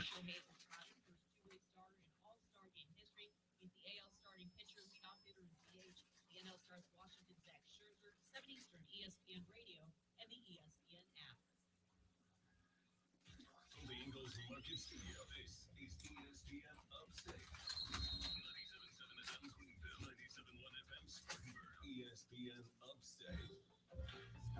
Odyssey station. So think about it. What is fame keeping you from doing this summer? Right. It's a long list of things you enjoy, but no more thanks to QC Kinetics and new long-term solutions for pain relief. The natural biologic treatments at QC Kinetics address the root cause of pain in your knees, shoulders, hip, or back, helping deliver the relief you need so badly. Listen, don't spend one more day in pain. QC Kinetics today and with recovery. It's regret for QC Kinetics patients. Start their treatments and feel better sooner. Call now to learn more about these regenerative. No downtime. One more day in pain. QC Kinetics makes it possible. Locations in Greenville and Federer. 864-448-3772. That's 864-448-3372. One more time, 864-448-3772. At Shell, we know from the time you get up to the time you wrap up, there's a lot of meetups. You have a Prisma in the next break. So come to Shell and get 3 things done at once. Fill up with Shell V-Power Nitro Plus to help keep your engine running like new. Save up with the Fuel Rewards program and never pay full price for gas again. And snack up with in-store rewards to save even more at the pump. Make the most of the stop you need to make. If it's you, Shell V-Power Nitro Plus premium gas. So a friend told me about Mr. Spencer, and his exact words were, "It changed my life. I used to spend a ridiculous amount of time trying to remove tomato sauce from inside our microwaves and soap scum off the bathtub. It's like seriously magic, and my secret weapon for cleaning the kitchen, bathroom, doors and walls, and even keeping my sneakers clean. Mr. Clean Magic Eraser, greatest invention ever." Mr. Clean Magic Eraser, the unicorn of cleaning. Here's the dirt on dust. It may seem fine, but it's actually made of dead skin cells and dust mite droppings. That's where Swiffer Heavy Duty Dusters come in, with thousands of specially coated fibers to trap and lock dust in one swipe. Dust can't hide on ceiling fans and bookshelves anymore. When you're done, just remove the disposable cloth and voila! That dust is gone for good. Now that you know the dirt, say goodbye to the dust. Swiffer Heavy Duty Dusters. Stop cleaning. Start Swiffering. How do you keep a workout fresh every day? Clap it up, Peloton, let's do this. By getting everything from endurance rides to restorative yoga, all right at home. The Peloton Life. Nothing like working out from home. Visit onepeloton.com to learn more. Do you have 3 ex-wives and your current trophy wife wants a life insurance policy 3 times the size of the policies you had to purchase for your previous mistakes? If so, you need to call Big Lou, a term provider, 800-511-3535. Big Lou is intimately familiar with your problems. If you're 50 or 60 years old and in reasonably good health, a $1 million policy should only cost about $100 to $200 per month. Big Lou may have a solution for your previous policies as well. You may even save enough money to lighten the load on your new $1 million policy. Remember, call Big Lou. He's like you. 30 seconds to trap time. Call Term Provider 800-511-3535. That's 800-511-3535 for $1 million in term life insurance that you can live with. Call Big Lou at 800-511-3535.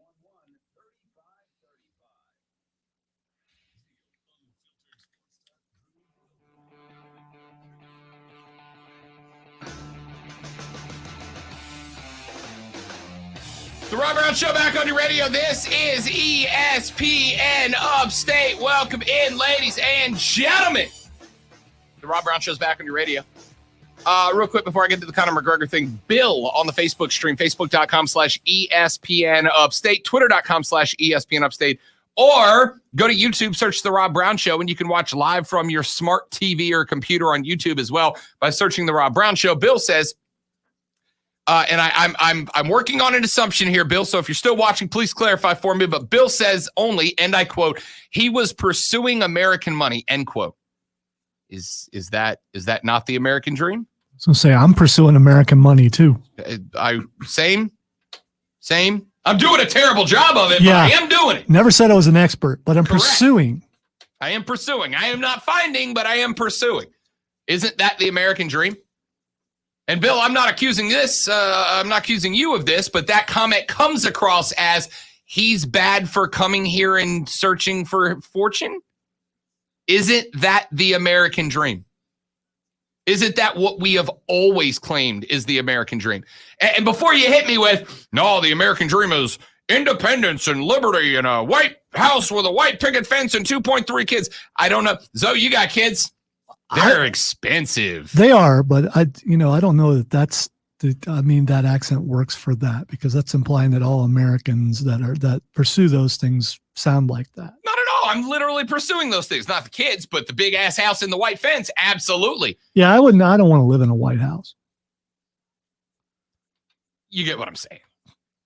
I'm pursuing the American dream, but the American dream is based on American money. My American dream doesn't have a picket fence either. I need a privacy fence. Oh, yeah, that's true. That's fair. That's fair. But that's the point, right? That way I can run naked through the garden.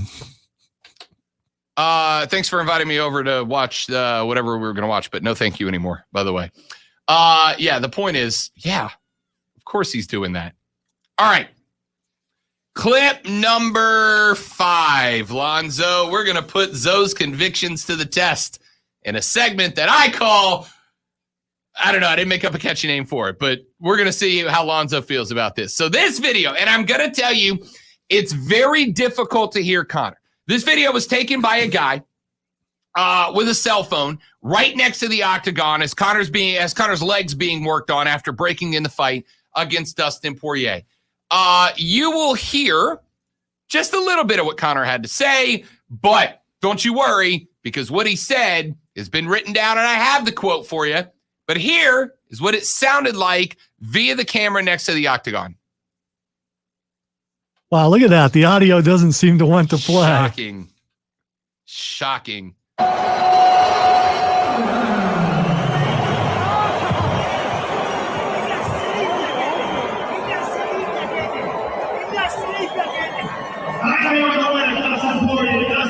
First of all, congratulations on the very impressive victory. You and Conor will. I will go you as well. But I want your thoughts on the fight because. Okay, so what Conor said. I'll say all I made out was it ain't over. That's all I can. That is one of the things he said at the very end. What he said before that, Lonzo, was, in your sleep, you're getting it. You and the missus, in your sleep, you're getting it. While he puts a gun, what do you call it? A finger gun? Puts a finger gun to his head. Better watch it. You could be sent home for that. You might get us kicked off of. True story. I didn't think about that.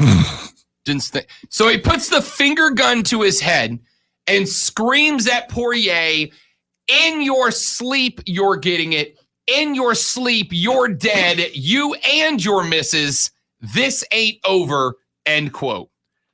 Here's the thing. If Poirier were to take that seriously, he should have immediately went to the police department and filed charges for someone saying they were going to murder him and then acting out the motions.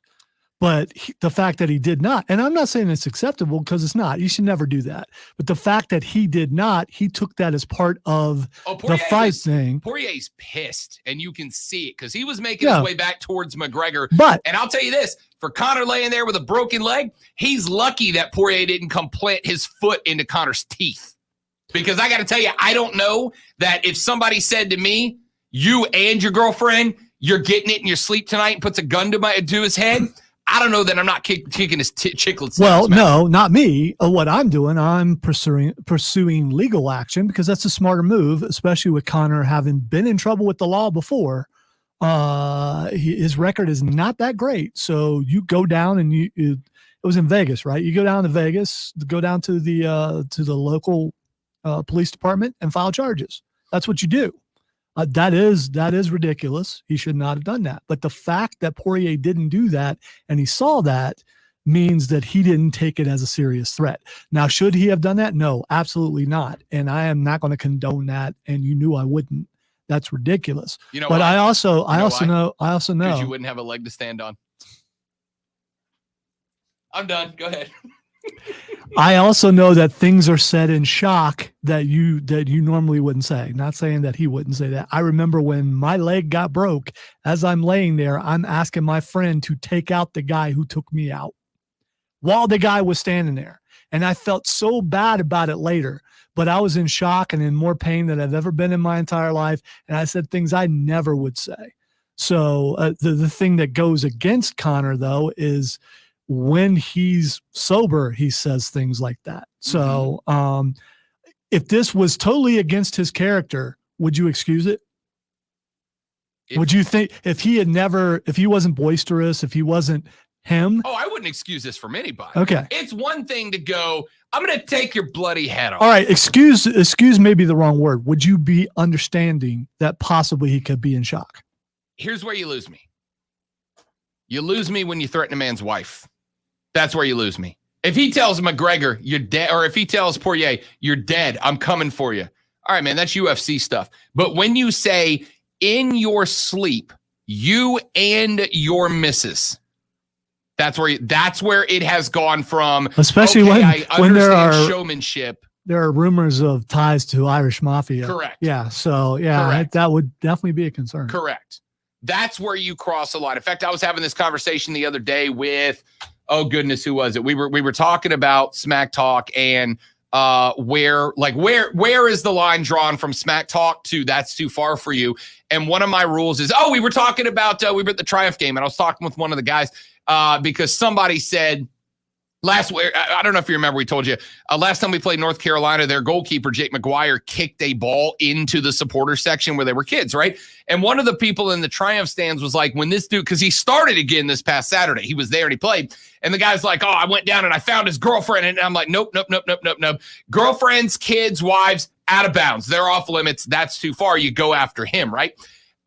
When Conor says to Poirier, you and your wife are going to get it in your sleep, that goes from smack talk and what we expect from a UFC fight to a personal, non-veiled, open threat to a dude. And even if you can go, look, man, Conor's the dude that punched a 72-year-old man in a bar because he refused to take a shot of whiskey. All right. Conor's the dude that was throwing chairs at a tour bus containing people in what Dana called the ugliest and most unacceptable act in the history of the UFC. Conor is messed up in the head. He threw a dolly. It wasn't a dolly, chair, whatever it was. Or a hand truck here in the South. Call it whatever you want. He threw a very heavy piece of equipment at a bus window, of which inside were multiple people, not all of them fighters. There is one exception to the family rule as far as bringing family into it. One exception, and I'm sure you will agree with me, because if you don't, there's a lot of people that will be in the same boat, and that's your mama jokes. Oh, your mama jokes are good because you're not talking about their mother. You're talking about your mama. There's a difference. It's still family, though. Yeah, it's your, but it's not because it's your mama. It's the makeshift. We Some all have people, the same. Some people take your mama jokes personal. But this is pathetic You're from right. Conor McGregor. You're right. It's ridiculous. Embarrassing from Conor McGregor. I don't see how you could be a Conor McGregor fan after this. The hand truck thing, I can't even excuse that, man. I can excuse the smack talk in the rest in the press conferences. It's not my bag, but if it's yours, whatever. But this, holding a finger gun to your head and saying you and your missus are gonna get it in your sleep. No, you can't. I don't see how you can be a Conor fan after this. Conor, go back to making proper number one, which is what I call it, because that's what it tastes like, and get done with the game. Back after this on the Rob Brown Show at ESPN Upstate. Brisbane.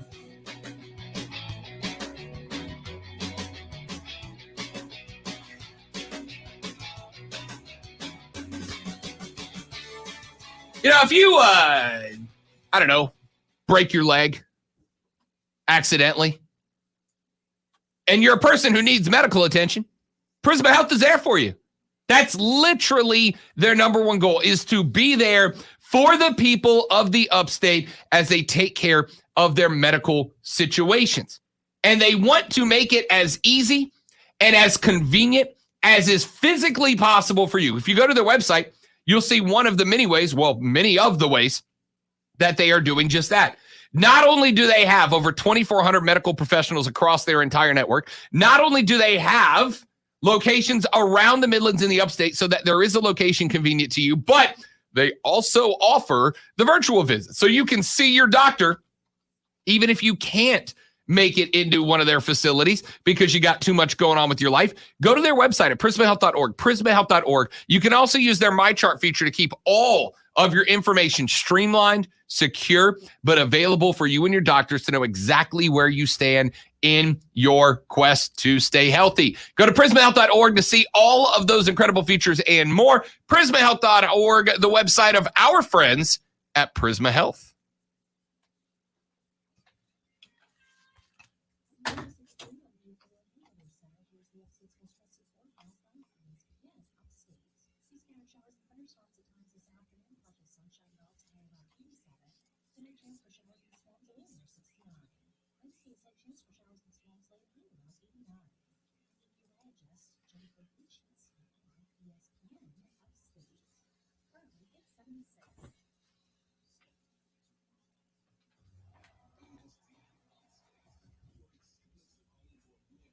Lonzo's so mad at me, he's leaving. Sean, welcome in, man. Appreciate that. That's very kind of you, buddy. Glad to have you along for the ride. Thank you very much. Managing morals with Lonzo. That's beautiful.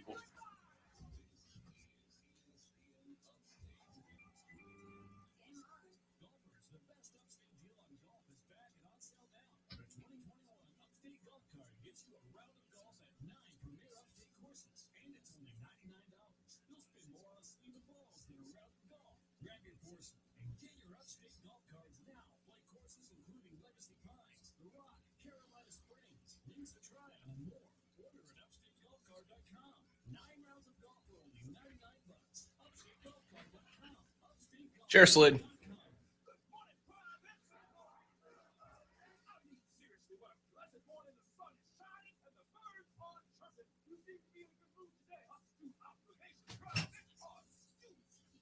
Astute.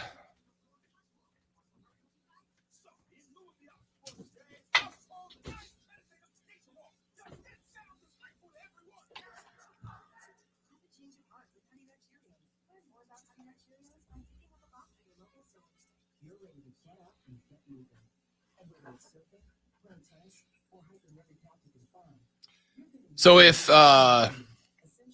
legit question, I'm genuinely curious about this if we have any lawyers watching on the stream. If a man's on the ground with a broken leg and he tells you with a known history of assault that he's going to harm your wife, if Poirier goes after him in that spot, does Poirier get hit with an assault charge or is that fighting words doctrine? I'm genuinely curious.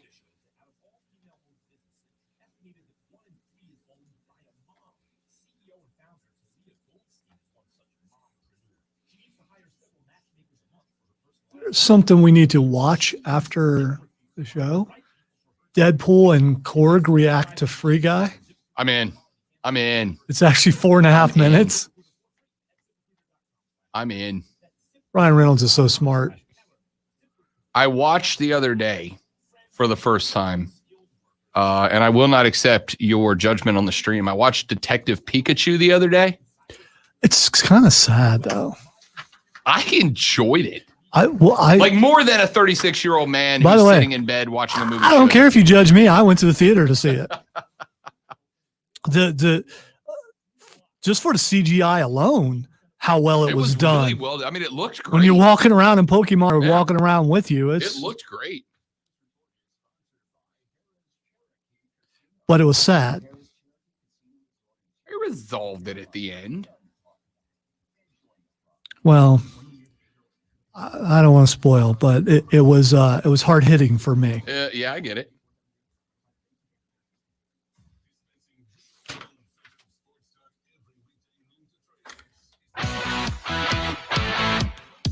Sincere question if we have any attorneys listening. Genuinely curious. This is nothing more than just Rob is curious here. So Connor's on the ground. He tells Dustin Poirier, you and your missus, you're going to get it in your sleep while putting a finger gun to his head. If Dustin Poirier went after McGregor, who's laying on the ground with a broken leg, would Poirier have caught assault charges there? Like, would Poirier be in trouble if McGregor, a guy known for a history of assault, threatens his wife with murder? Even if it's tongue-in-cheek, I guess. Laying there with a broken leg and an inability to go anywhere. The guy who has one win in the last 5 years yet is still celebrated. Would Poirier cop an assault charge there? Or would that be on Conor under some sort of fighting words doctrine? I'm genuinely curious if anybody has an answer to that. Also, Conor's whiskey tastes bad. Let's just be clear about that. Problem number 12 is no good. All right. There's some personal thoughts from yours truly. Now, let's get you a chance to win $1,000 in the $1,000 Crash Dash on ESPN Upstate. You're going to text the word MASTER, M-A-S-T-E-R, MASTER, to 72881. 72881. Text MASTER, MASTER, to 72881 for your chance to win $1,000 in the $1,000 Cash Dash on ESPN Upstate. When we come back, Team USA Basketball has lost 2 straight exhibition games. The first time that Team USA Ball has lost back-to-back games since 94 when pros started playing. What does that mean? And is it time to get Pops out?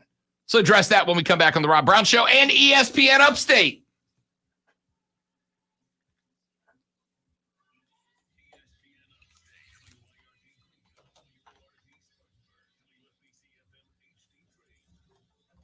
Bum, bum, bum, bum, bum, bum.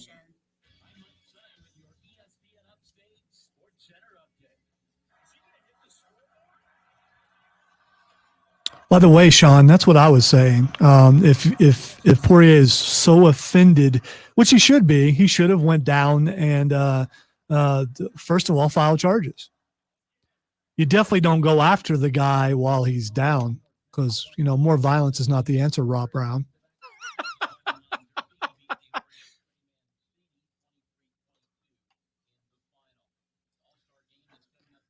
And that would look bad on the sport. I love Twitter. I just came across this and had a brief heart attack for a second. It's from the Onion of Wrestling. I've never seen the Onion of Wrestling. Kayfabe News is the Onion of Wrestling. And for a second, I was like, what?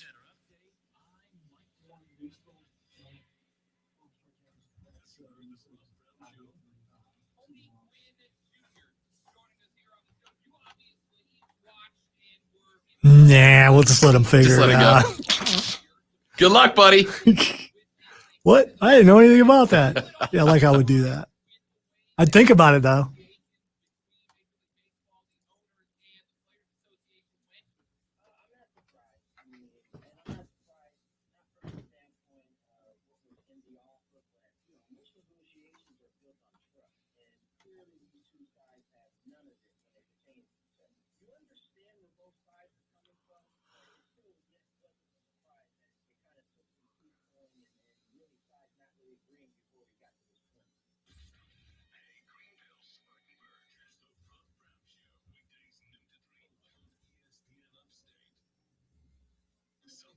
Reaching the radio is hard. I'm real comfy under these covers, and I can't reach the radio. Then throw on a robe and get out of bed. Well, I never. Then maybe you should. Alexa may be sassy, but she can help as well. Just ask and I will play the radio for you. When you did reach the radio, ask them. In Upstate. Listen to the Upstate Sports Leader without moving a muscle. Great idea until atrophy sets in. ESPN Upstate. Check this out. On official Rob Brown Lockdown. Represents me to win. Unfiltered sports talk manufactured locally for the Carolinas. This is the Rob Brown Show. Only on ESPN.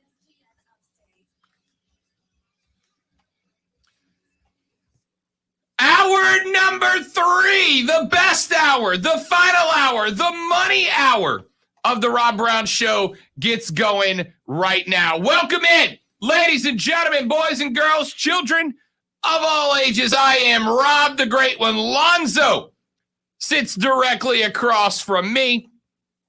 Be a part of the show, 844-477-3776, 844-GSP. ESPN is the number to be a part of the show. We certainly hope that you will do so. So Team USA basketball drops back-to-back games. They lost to Nigeria on Sunday night. They lose to the Aussies on Monday night. Not a great look. Not a great look. A lot of people very, very unhappy.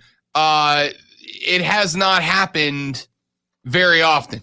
It has not happened very often. I have, and I said this when we had the pool of players that were eligible to be on this roster come out. I was concerned that we were going to see exactly what we have seen.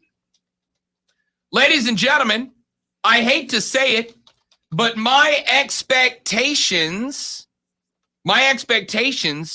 for this Team USA basketball squad are, well, frankly, not high at all. Not high at all. And they're not high because the construction of this roster is abysmal. It's bad. The roster's bad. All right? Now, it's not to say the players on the roster are bad. Obviously, there's a lot of really good basketball players on this roster. But the construction of this roster is bad. And it's bad simply because if you look at the roster, outside of Draymond, the guys in the first 8 or 9 are all ISO first guys who are not good defenders. I've knocked the guy in the past, but you better go find yourself some defenders, Greg Popovich. You better go find yourself some guys that are willing to do the dirty stuff, the stuff on the other end of the floor. Because what's happened here is since you don't have any of them in your best 6 or 7 players, you have created this situation where in crunch time, you have to play Draymond Green in clutch minutes. And Draymond Green has not been a good scorer in the international level. You've got 3 good defenders on this team, tops. You got Draymond. You got Drew Holiday, who is not with the team. In fairness, the best defender in basketball, Drew Holiday, is not with the team yet. Still playing in the playoffs. And you got Bam Adebayo in the middle. But if you run those 3 guys out there, you have got an offense that is a mediocre scoring offense.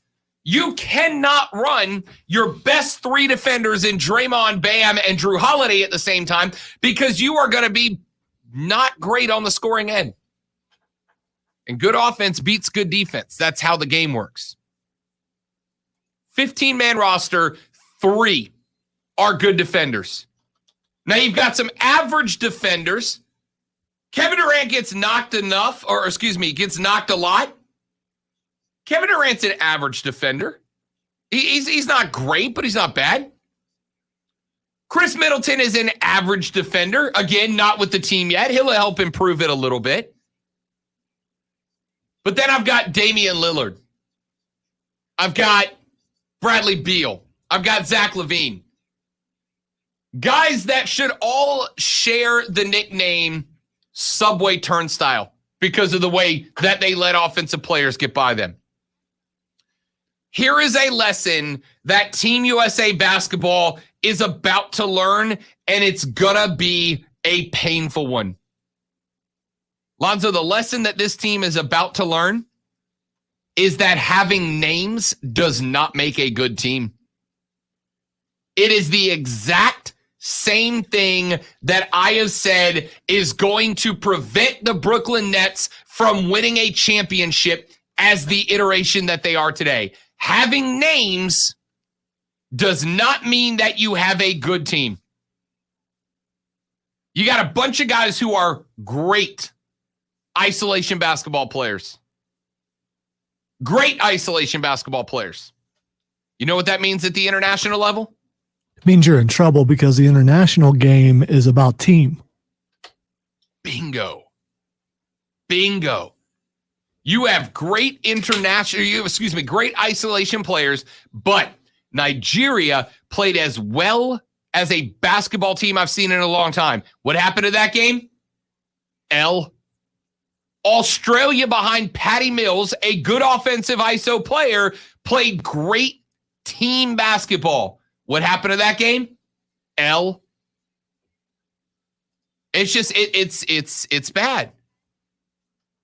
We had the dream team in 92, and this year might go down as the nightmare team. 04, we won bronze, and we were embarrassed by it. Remember that? Won bronze, and we're embarrassed by it. I got to tell you, based on what on this team right here, what I've seen the last 2 days, Lonzo, we might be happy to get bronze. We might be scrapping to get bronze, which is pathetic. It's pathetic. It really is. We have a team that if one-on-one basketball was an Olympic sport, Lonzo, we'd win 8 gold medals in one-on-one basketball. But as team basketball goes, it's not one. It's not one. This is garbage. All right? It's garbage. I don't know what else to say. I don't even think, I was sitting here this morning putting this show together. Well, last night putting this segment together after the L again. And I was like, I think I've got to come up with more, Lonzo. I think I've got to come up with more than this roster sucks. Because it doesn't if it's a one-on-one roster. It's full of names. But this is a bad team. It's a bad team. It's 7 or 8 guys deep before you get to your first guy who can play average defense. You say it's full of names. I just looked at the roster. It's full of B-list names. I don't know if I go quite that far. Kevin Durant, the only A-lister. Kevin Durant's an A-lister.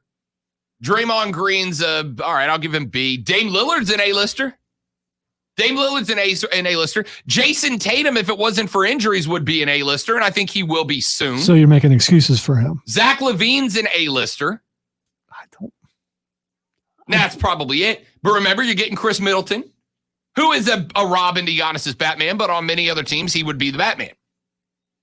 But the point is, even if these are B-listers, fine, I'll say everybody that's not Kevin Durant's a B-lister.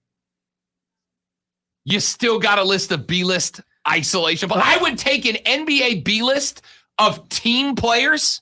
I agree with Sean. To run rampant. Sean on the stream said maybe they need to play Kevin Love more. Maybe they do. When Kevin Love is on, Duke can shoot. Honestly, that's the first thought I had. Where is Kevin Love? Where is Jeremy Grant, who got 13 minutes?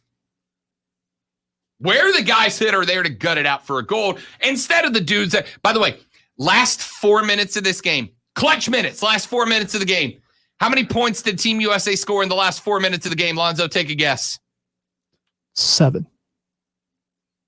0. 0 in the last 4 minutes. Because why? That sounds like a college basketball game. Yeah. Because why? Because they were out there playing one-on-one ISO ball, and the Aussies knew exactly how to stop it. Maybe they're not the problem. Who's not the problem? The players? Maybe the players aren't the problem. I'm glad you said that, Lonzo. I'm glad you said that. It's almost like you knew where I wanted to go. Ladies and gentlemen, Greg Popovich ain't the guy for this job anymore. Pops ain't the guy. I have loved Pops his whole career. I still love Pops as a person.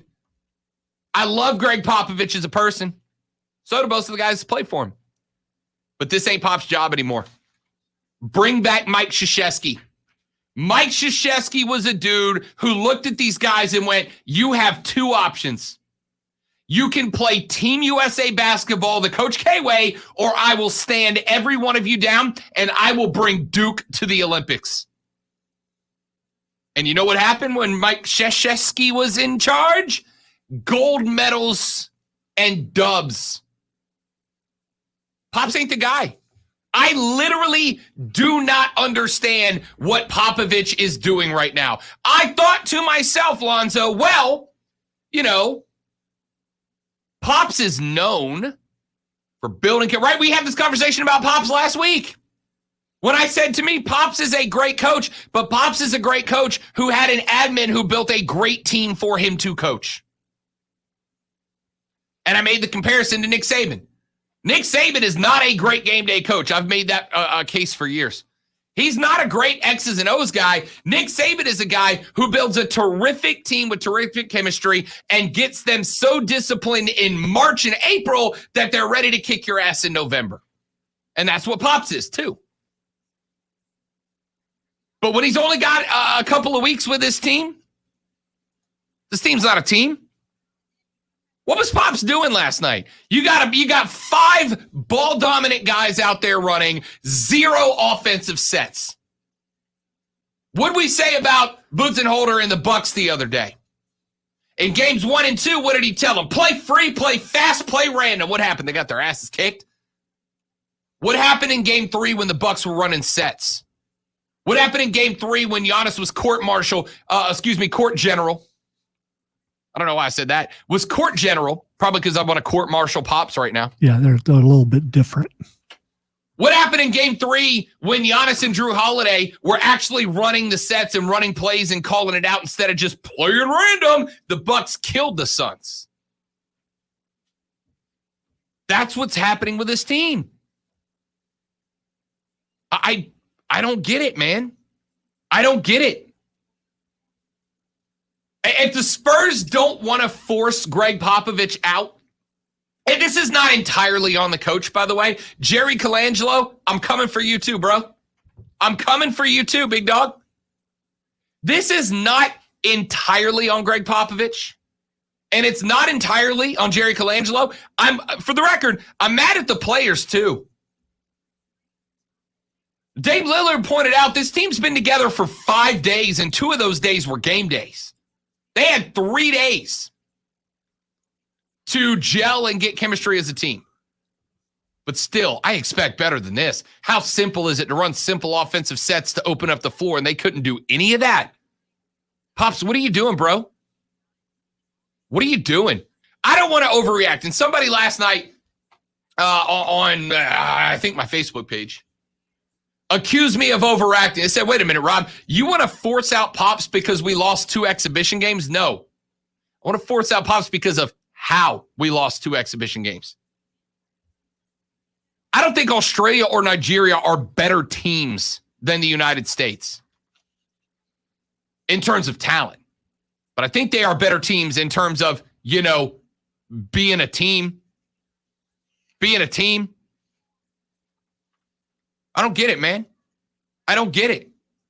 And as Lonzo pointed out, if we're talking Summer Olympics, if I say Summer Olympics, is basketball one of the first 3 sports you think about us dominating in? Absolutely. It's a given. It's one of those things that you're going to tune in. You're going to see some amazing performances on our side, not 2 losses in a row. Yeah. And granted, they're exhibition games. Maybe. And hey, man, hands up, I hope it's the case. Maybe Pops told these boys, hey, these games don't matter. Go out there, learn your chemistry, learn to play each other, learn your timing, get right with each other in the paint. Maybe that's what's happening. And I hope that the day after Team USA is handed their gold medals, I get to come in here and go, hey, Pops, my bad, dog. That's on me. I underestimated. I didn't realize and recognize what you were trying to build. That's my bad. I should have seen it, but I didn't. My fault. Which I will say if we win gold. But the team I've seen the last 2 nights, Lonzo, that's not a gold medal team, man. That's not a gold medal team. That's a fighting for bronze team. And I'm with you. I don't expect to dominate in the pool. I don't expect to dominate at track and field. I don't expect to dominate in baseball, which is now a world's game. It may be America's pastime, but it's the world's game now. I'll tell you the truth. I don't even expect to dominate in women's soccer anymore. I want to. I believe we can. but I don't expect it.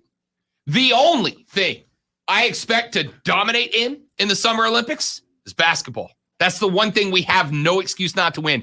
And the team that I've seen the last 2 nights, that ain't a gold medal team. And why was the Dream Team put together in the first place? To do exactly that. Yeah. They were tired of America losing with college players, so they were able to get the NBA players to come in, the original Dream Team, and do what they did. That's why the pros are there, to win. Here is what I take away from this. Here's a lesson I hope. I think that the guys on this team, many of which have not been on an Olympic team yet, I hope that the guys on this team, Lonzo, take a lesson from this. I think, and it is understandable, that there are guys on this team that are of the old mentality that we walk on the floor, the guys across from us see USA on the jersey, and they roll over. We will win because we are the United States. And I got news. It ain't that way no more, man. I'm going to say this. We love the Dream Team and the Redream Team. We love those teams. Those teams were playing international squads that are not nearly as good as Australia was yesterday. Not nearly as talented. That's the best collection of basketball talent in the history of the game, and they were playing teams that are nowhere near as good as what we're playing today. I had to tell you right now, if you bring the Dream Team in their prime into the 2021 Olympic landscape, Lonzo, they're still the gold medal favorite, but they're not winning every game by 42 points like they used to. They're just not. I don't know that I agree with you. The teams are better today. Do you agree with that? The teams are better then today. By definition, they would not be winning they'd still be winning. But think of the players that were on that team. I am. No B-listers, except for, Leitner, who wouldn't even be on the list. Say, who a lot of people don't think should have been on the team anyway. Yeah, I don't mind it. Someone had to carry all the bags and stuff. Either way, here's the reality. There are 2 things, Lonzo, that are happening to this team. Number one, they are thinking we can go out there and just play Dame and KD and dominate every team because we're Americans. It ain't that way. Here's the other thing. We've talked about this a lot. Hey, Lonzo, you're not getting superstar calls in FIBA ball. Dame Lillard is not going to get tic-tac calls from FIBA officials.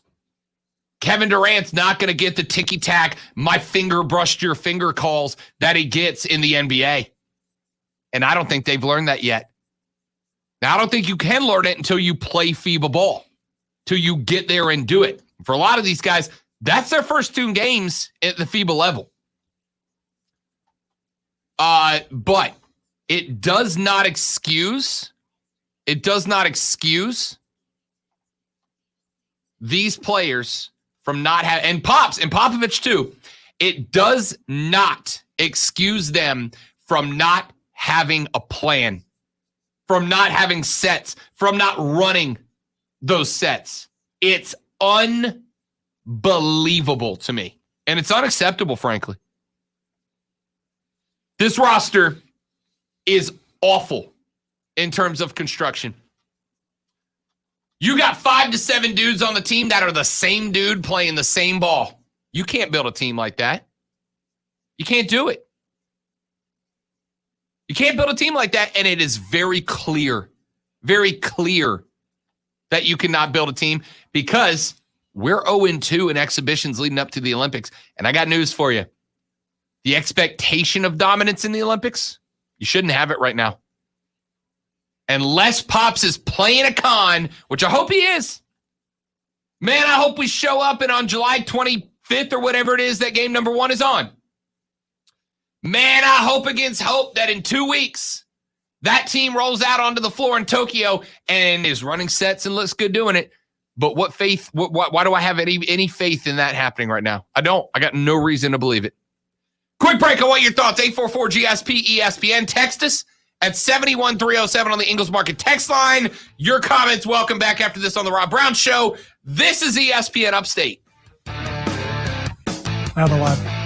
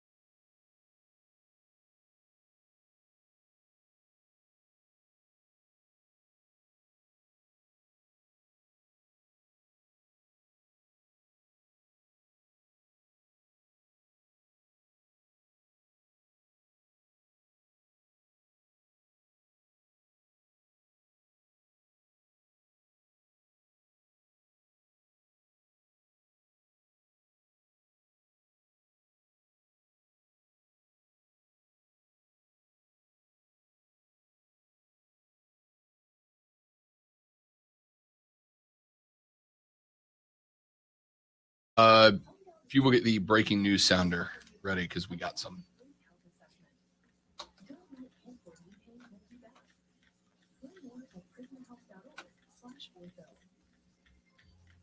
Spring is in the air, and the Upstate Golf Cart is now on sale. For just $99, get rounds of golf at 9 premier Upstate courses like Lindsay Tryon, Rock, Pebble Creek, and more. Get yours today at upstategolfcart.com. That's upstategolfcart.com. Odyssey now has hundreds of new exclusive music stations for you to discover your new summer soundtrack. Get moving with worthy workouts for a cardio sesh fueled by today's top artists. Hanging with your crew? Throw it back with Picnic Party for old school jam street cooking. Or sail away with Odyssey's new yacht rock station, Juggerjack. There are hundreds of new exclusive stations to check out today. For summer barbecues. Road trips. Or relaxing poolside. For every mood, every interest, every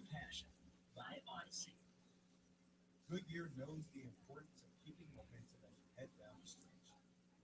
Momentum starts with movement. Luckily, the day is on a Monday and not on that Thursday. Oh, Because if it was on that Thursday, I'd really be Yeah. upset. I get the frustration via principle, but if I can help with stuff like that, I can do that thing that needs to be done. Nah, that's part of my job. 15 minutes could save you 15% or more. So Is is, there a- so is whining, as far as I'm concerned. The squeaky wheel gets the grease, man. Somebody just texted to Word. I can't believe that loser Jim Cornette texted that to you. I'm disgusted by that tweet. Are y'all having interaction with Jim Cornette, the wrestling dude? Because that's Once interesting. again, Dana was talked about anime last week. Who knows? If it's her, she could be talking about wrestling. We are everywhere.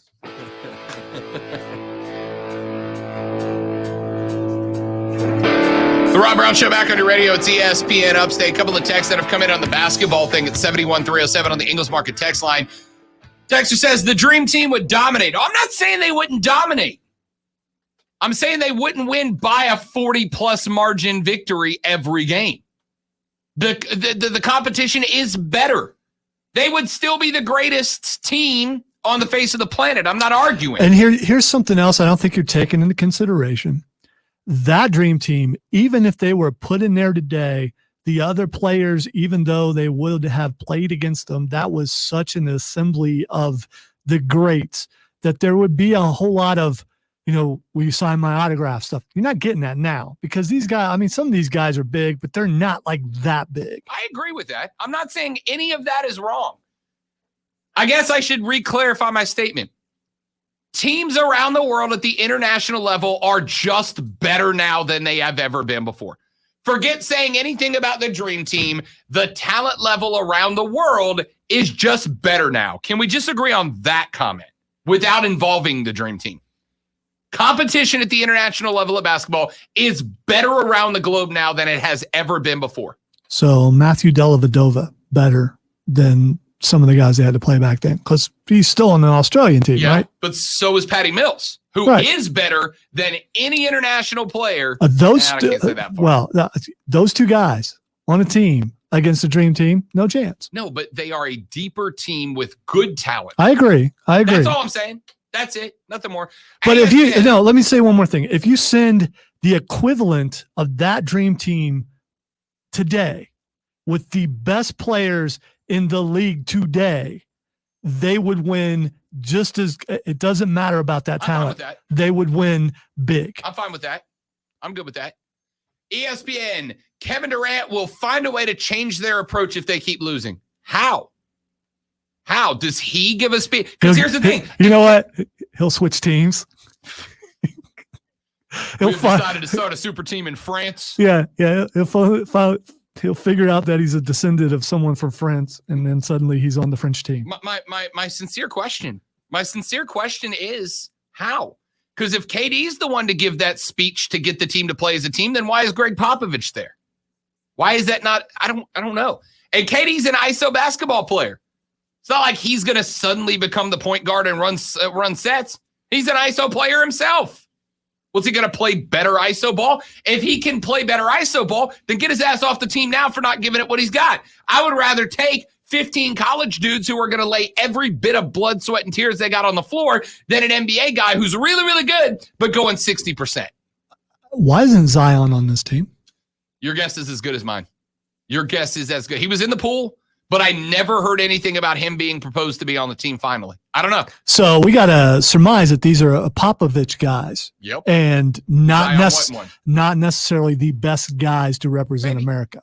At ESPN, I think they'll get it together for one simple reason, Rob. Nobody wants to be part of a U.S. team that doesn't win gold in basketball. Players like, and then your text got split up. The other half didn't come through. But I get what you're saying. I get where you're going with that.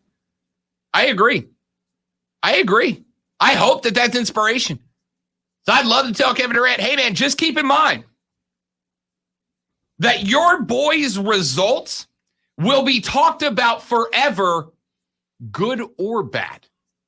So I can tell you a lot of people may not be motivated with, hey, you'll be nominated for the best sports radio show in South Carolina, but are motivated by the books came out and your show was in last place in the building. I ain't trying to have that. I don't ever want to have the Rob Brown Show be the lowest rated show in the building. I'll work my ass off to make sure that didn't happen. So Alonzo. Now, Alonzo is going for paper, y'all. He's going for trophies. And so am I. But a lot of people are better motivated by, hey, if you suck, we are going to talk about how this team sucks forever. And you will be attached to that. But you know what? If you strive to win and whatever you do, you don't have to worry about the sucking part. Yeah. At ESPN, LeBron is it. Oh, you called it, Lonzo. We were talking about this before the show, and Lonzo said this will somehow be LeBron's fault. Watch. Texter says LeBron is at fault because he started this lazy load management BS, not because he isn't playing. LeBron load manages at 36 years old, and it's his fault that the team lost to Australia last night. Come on, bro. Haters got to find a way. By the way, who's the one player that hasn't gotten hurt in the postseason? Oh, that's right. The guy who took care of his body and realized that, hey, 1 seed, but with a banged up star player isn't as good as 4 seed, but the team's healthy. I ain't mad at him for that. ESPN, Team USA opens up against France. France will easily beat them. Book it. They play like they did the last 2 nights. They'll get run out of the gym by France. We were joking about France. So Durant, after halftime, will be on the French team. Rudy Gobert, Evan Fournier, Nando De Colo, that Nicholas Batum with the Hornets, Vincent Poirier. That's a good team. They don't have the talent just looking on paper as Team USA, but that's a good team. Those are guys who know how to play team ball because outside of Gobert, they're not A players. They're guys who have to fill a role on their teams. Fournier and Orlando. Yeah, good team. Great team. Also, a team with international experience. A ton of it. Know the rules, understand them. Don't expect certain things, as you were talking about earlier. Don't expect calls because of who you are. It's not good. And coming into this, I was concerned, but it's like, yeah, they'll pull it together because they always do. And then 2 losses in a row, man. I got to tell you, I don't hate that bet, Texter.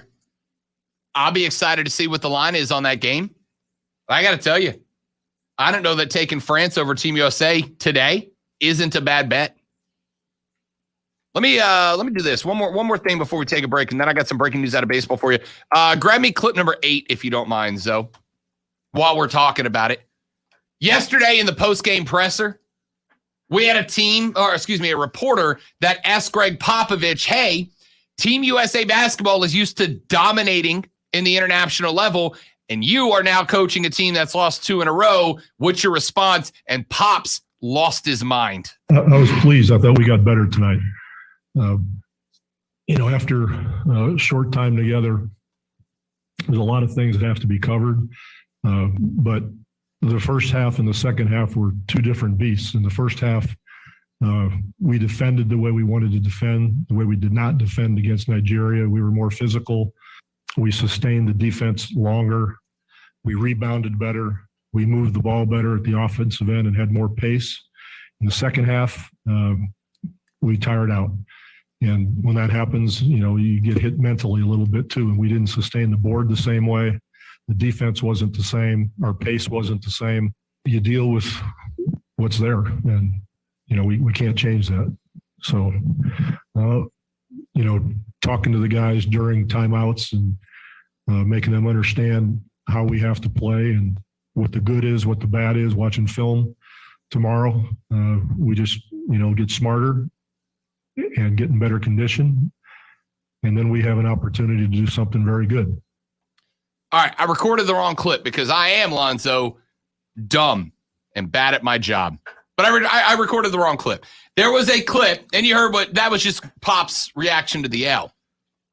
There was a clip where a reporter said, hey, we're used to dominating. We're not. And Pop's lost his mind, man. He snapped on him. Snapped on him. Like bad. Popped off. Pops off. Anyway, Pops was frustrated, and I don't blame him. He should be. But hey, man, you're the coach. It's one thing for me and Zoe to be frustrated with his team. You're the one who has the ability to fix it, not us. I don't know. I don't get it. All right, let me take a break. When we come back, breaking news from Major League Baseball, and this will impact those of us who love the game. I'll tell you what Rob Manfred just said a few minutes ago that could change the game in 2022. That's next on The Rob Brown Show and ESPN Upstate.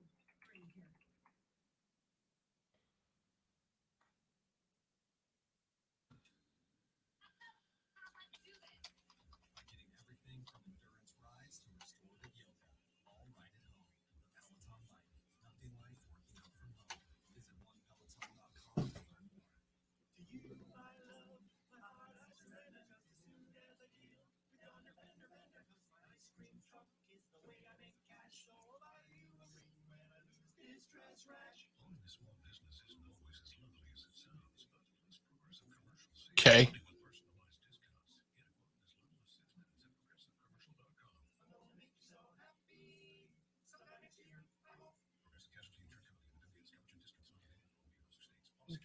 Very barbershop quartet meets Weird Al kind of. It sounds like Jamie, the guy from the Normal Progressive commercial, singing. No, because he can actually sing, from what I can tell. Can he really? Yeah. So I don't know that I've seen enough to pick it up.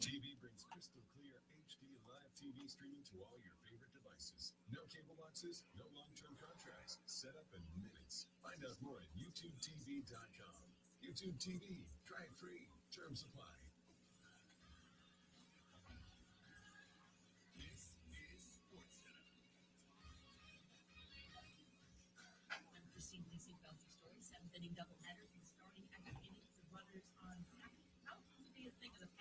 Baseball commissioner Rob Manfred says he was both innovations and specific to the pandemic and will likely be dropped after this season. NBA from ESPN's Adrian Wojnarowski. LG was pressing on the deal to hire Suns assistant Billy Green as their new head coach. NHL Wild buying out the final 4 years of forward Zach Parise and defenseman Ryan Suter's contracts. The team saves millions in cap space this upcoming season. Tennis star Roger Federer has withdrawn from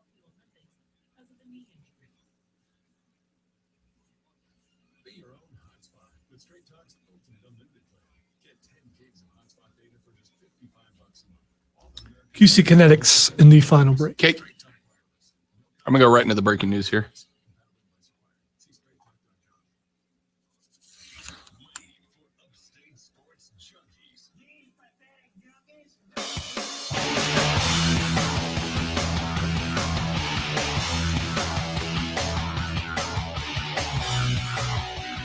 We have breaking news, ladies and gentlemen. Break the glass. Breaking news on ESPN Upstate, brought to you by Odyssey. Of course, we have the NBA Finals for you. Breaking news. Reading is hard for me today.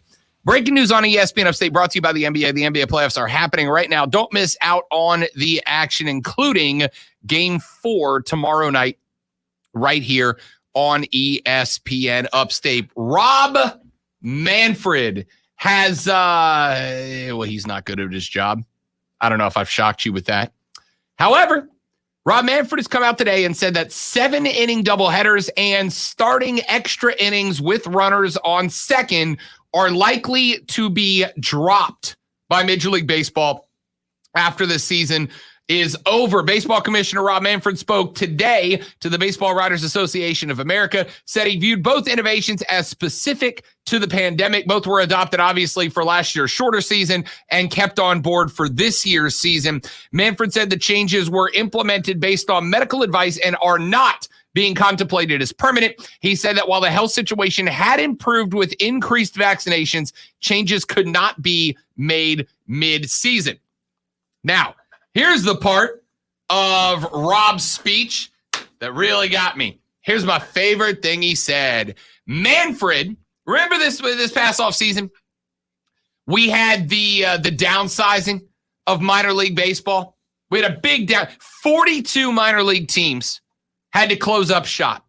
That meant that there were thousands of front office staff and workers and coaches and players that were out of the game of baseball, and 42 communities, many of which, I'd say most of which, almost all of which, love their team, that don't have a team anymore. And Rob Manfred said it was, quote, a W for every single group involved, end quote. Lonzo, I bet it wouldn't be that tough for us to find a couple of groups that would say, no, not a W, not a W at all. Unbelievable. How dense is this cat, man? Here's my favorite part. I don't know if you caught this, though. Round 1 of the MLB draft happened over the weekend. Rob Manfred came out on stage, as commissioners do, to open up the draft, give the first pick. Rob Manfred got booed violently by the baseball fans there in Denver, and he looked absolutely shocked by it.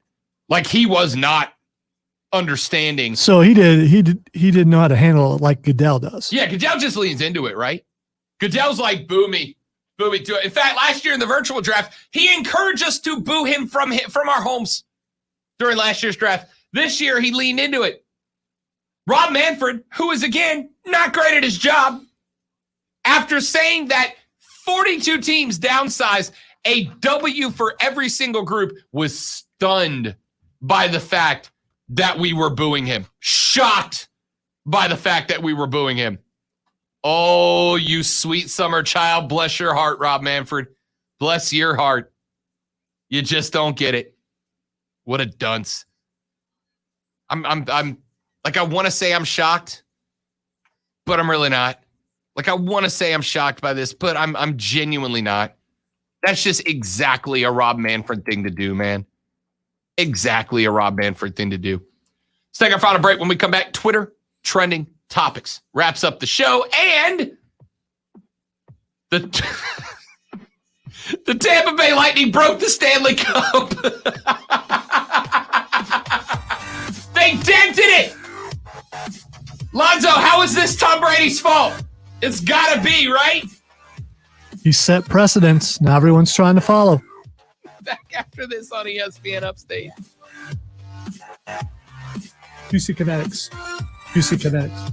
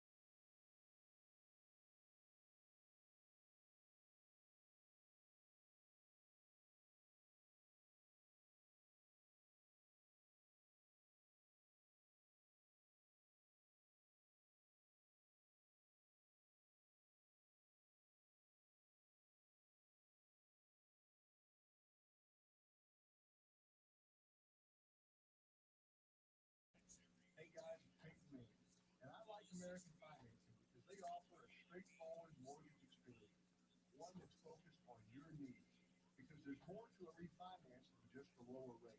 You can consolidate debt, access cash, even shorten your term. And you can learn all about it with a free mortgage review from American Finance. That's right. There's no pressure, no obligation, no upfront or hidden fees.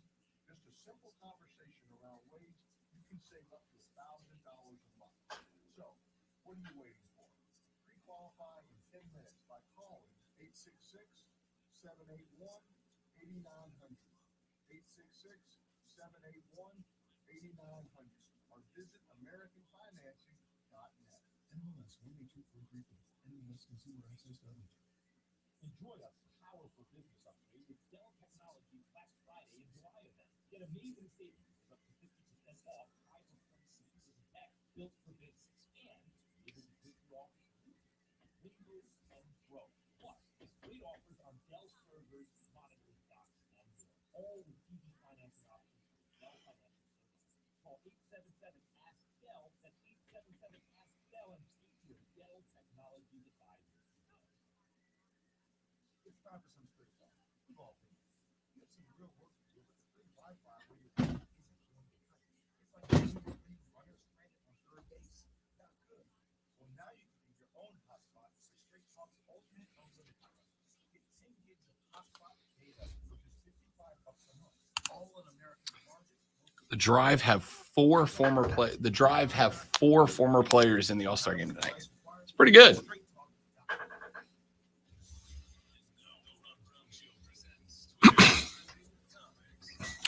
It is time for Twitter Trending Topics, where I tell Rob what is trending on the internet, and he regales us all with his vast and wonderful knowledge of said things that are Just follow me around trending. in my real life and say things like that about me because nobody else believes it. I can do that because I do believe in you, Rob. Well, between you and my mom, that makes two. I just quoted Labyrinth. Well, by the way. All right. Child. I quoted the song. What voodoo? Yes, exactly. But I quoted the other song. All right. So the first thing that's trending is Harrison Ford. Birthday? And he shares a birthday. I saw that. He shares a birthday with I saw it this morning and now I forgot who it was. That one person. Yeah. Absolutely. That one guy. No, he shares a birthday with oh gosh, who was it? If I were an award-winning producer, I would look it up. But you're not. Yeah, so I'm not. I've already shut things down for the day. Things are shut down for the day. Harrison Ford is 70. Harrison Ford is too old to do another Indiana Jones movie. That's what he is. I mean, only if they're passing on the mantle. He was only if he dies. He's going to die. That's the only reason why he does this he stuff. just So wants he to can- he's 79, by the way. Okay. 79. He's just doing it so he can kill off every I was gonna say, character he you know has. what? I gotta tell you, Harrison Ford's revenge against Harrison Ford characters is a fourth wall act that I am on board with. I'm down for it. Just kill all the Harrison Ford characters. All right. The next thing that's trending is National French Fry Day. Wonder why that's trending. I don't know. Probably because it's National French it's Fry Day. National French Fry Day. Top yes. 3 fast food French fries. Go. McDonald's, Wendy's, and Big Bad Burger Daddy. Is that a real thing? Yes, it is. It's not fast food. So they don't Whatever. count. Yeah. Captain America Chris Evans down the hall says it's not fast food. Ignore the disembodied voice. Chick-fil-A waffle fries, Arby's curly fries, and That's not fries. French fries. It's not though. fries. Not fries. It's the. I mean, technically, it is fried potatoes. So the arguments only work when it's on. if yeah. instead of cutting them into tots, they were much like they were the length of a potato, are they technically French fries? at I that do point? believe that National French Fry Day doesn't say anything about tater tots. So Right, no. but I'm asking if instead of cutting them into tots, we took the whole potato and they still had the thickness, the cylindrical shape, and you fried it that way, would that be a French fry, or is there a stage above tot? No, that's a thick fry, yo. Fry. It's still a French fry. Okay. Yeah, if it's stretched out, it's a French fry. If it's in tot form, it's a tot. I'm a tot The difference expert. between a tie and a tie and a fry. Good Lord. I'm bad at this job. What's the difference between a tot and a fry? I thought it was just size. It is. It's shape. Now I have to. It's shape. Now It's I have to go home absolutely and shape. Figure out how to make gigantic tater tots. It's the whole damn potato. But it's still a French fry. It's not a. It's if it's beyond. I think what was a tater tot probably an inch. If it's beyond that, it's no longer a tot. Then it becomes a fritter. So many jokes that if we were off the air, I'd make. Yeah, don't But do I that won't. now. But I Yeah, won't. beyond tot is a fritter without a doubt because Arby's has those or potato cakes, which are not fries either. No, but a cake is flat. Potato cakes are triangles. Wait, time out. Then a waffle fry is not a fry by definition. If we're talking shape, a waffle fry is not a fry. We have to call it something else. That's a good point. But I didn't pick waffle fry. I picked fries. That's fair. All right, we got time for one more. We do. Popeyes. Let's go. Best fast food chicken of the game is Popeyes. Fight me, bro. All right. Here's the reason why. KFC churches, y'all got no reason to exist. Here's the reason why they're trending. They just came out with chicken nuggets who they say will change the game. Of course they're going to say that. They're Popeyes, but they're right. But they're right. But they're right. Popeyes spicy is the way to go. If you want fast food, if you want chicken, Popeye. I love some Chick-fil-A, man. What did you? Is it you that calls Popeyes the devil's chicken? Yes, it is absolutely. Courtney the devil's does it too. chicken. The lady friend does it too. Yeah, it's the devil's chicken. She calls it that. You got the Lord's chicken in Chick-fil-A. Chick-fil-A. Yeah, And it's, then you it's got even hard for you to say. Yes, absolutely. Then consider me a proponent of the devil's chicken because Popeye, whatever Wow, they did, what a I surprise! said what I said. Whatever they did, Popeye's chicken is the GOAT fast food chicken chain. Signed in blood. Fight me. Fight me, everybody except Diesel, who would win. Fight me. Your I think chance to I think win you it- should do it right now. Headlock. Go for it. Who's the best fast food fried chicken, Look Diesel? He's scared. Bojangles. Get out of here. It's the one Carolina thing I can't get on board with. Your chance to win a grand in the $1,000 cash dash on ESPN Upstate. Your keyword for the upcoming 3 o'clock hour is draft, DRAFT, which is what I'm off to get one of right now. Draft, DRAFT. Text that to 72881 for your chance to win a grand in the $1,000 cash dash on ESPN Upstate. We hand it off to Diesel and Mark Ryan up next for Offside. Stay tuned for that. We'll be back tomorrow to do it all over again on the Rob Brown Show and ESPN Upstate later.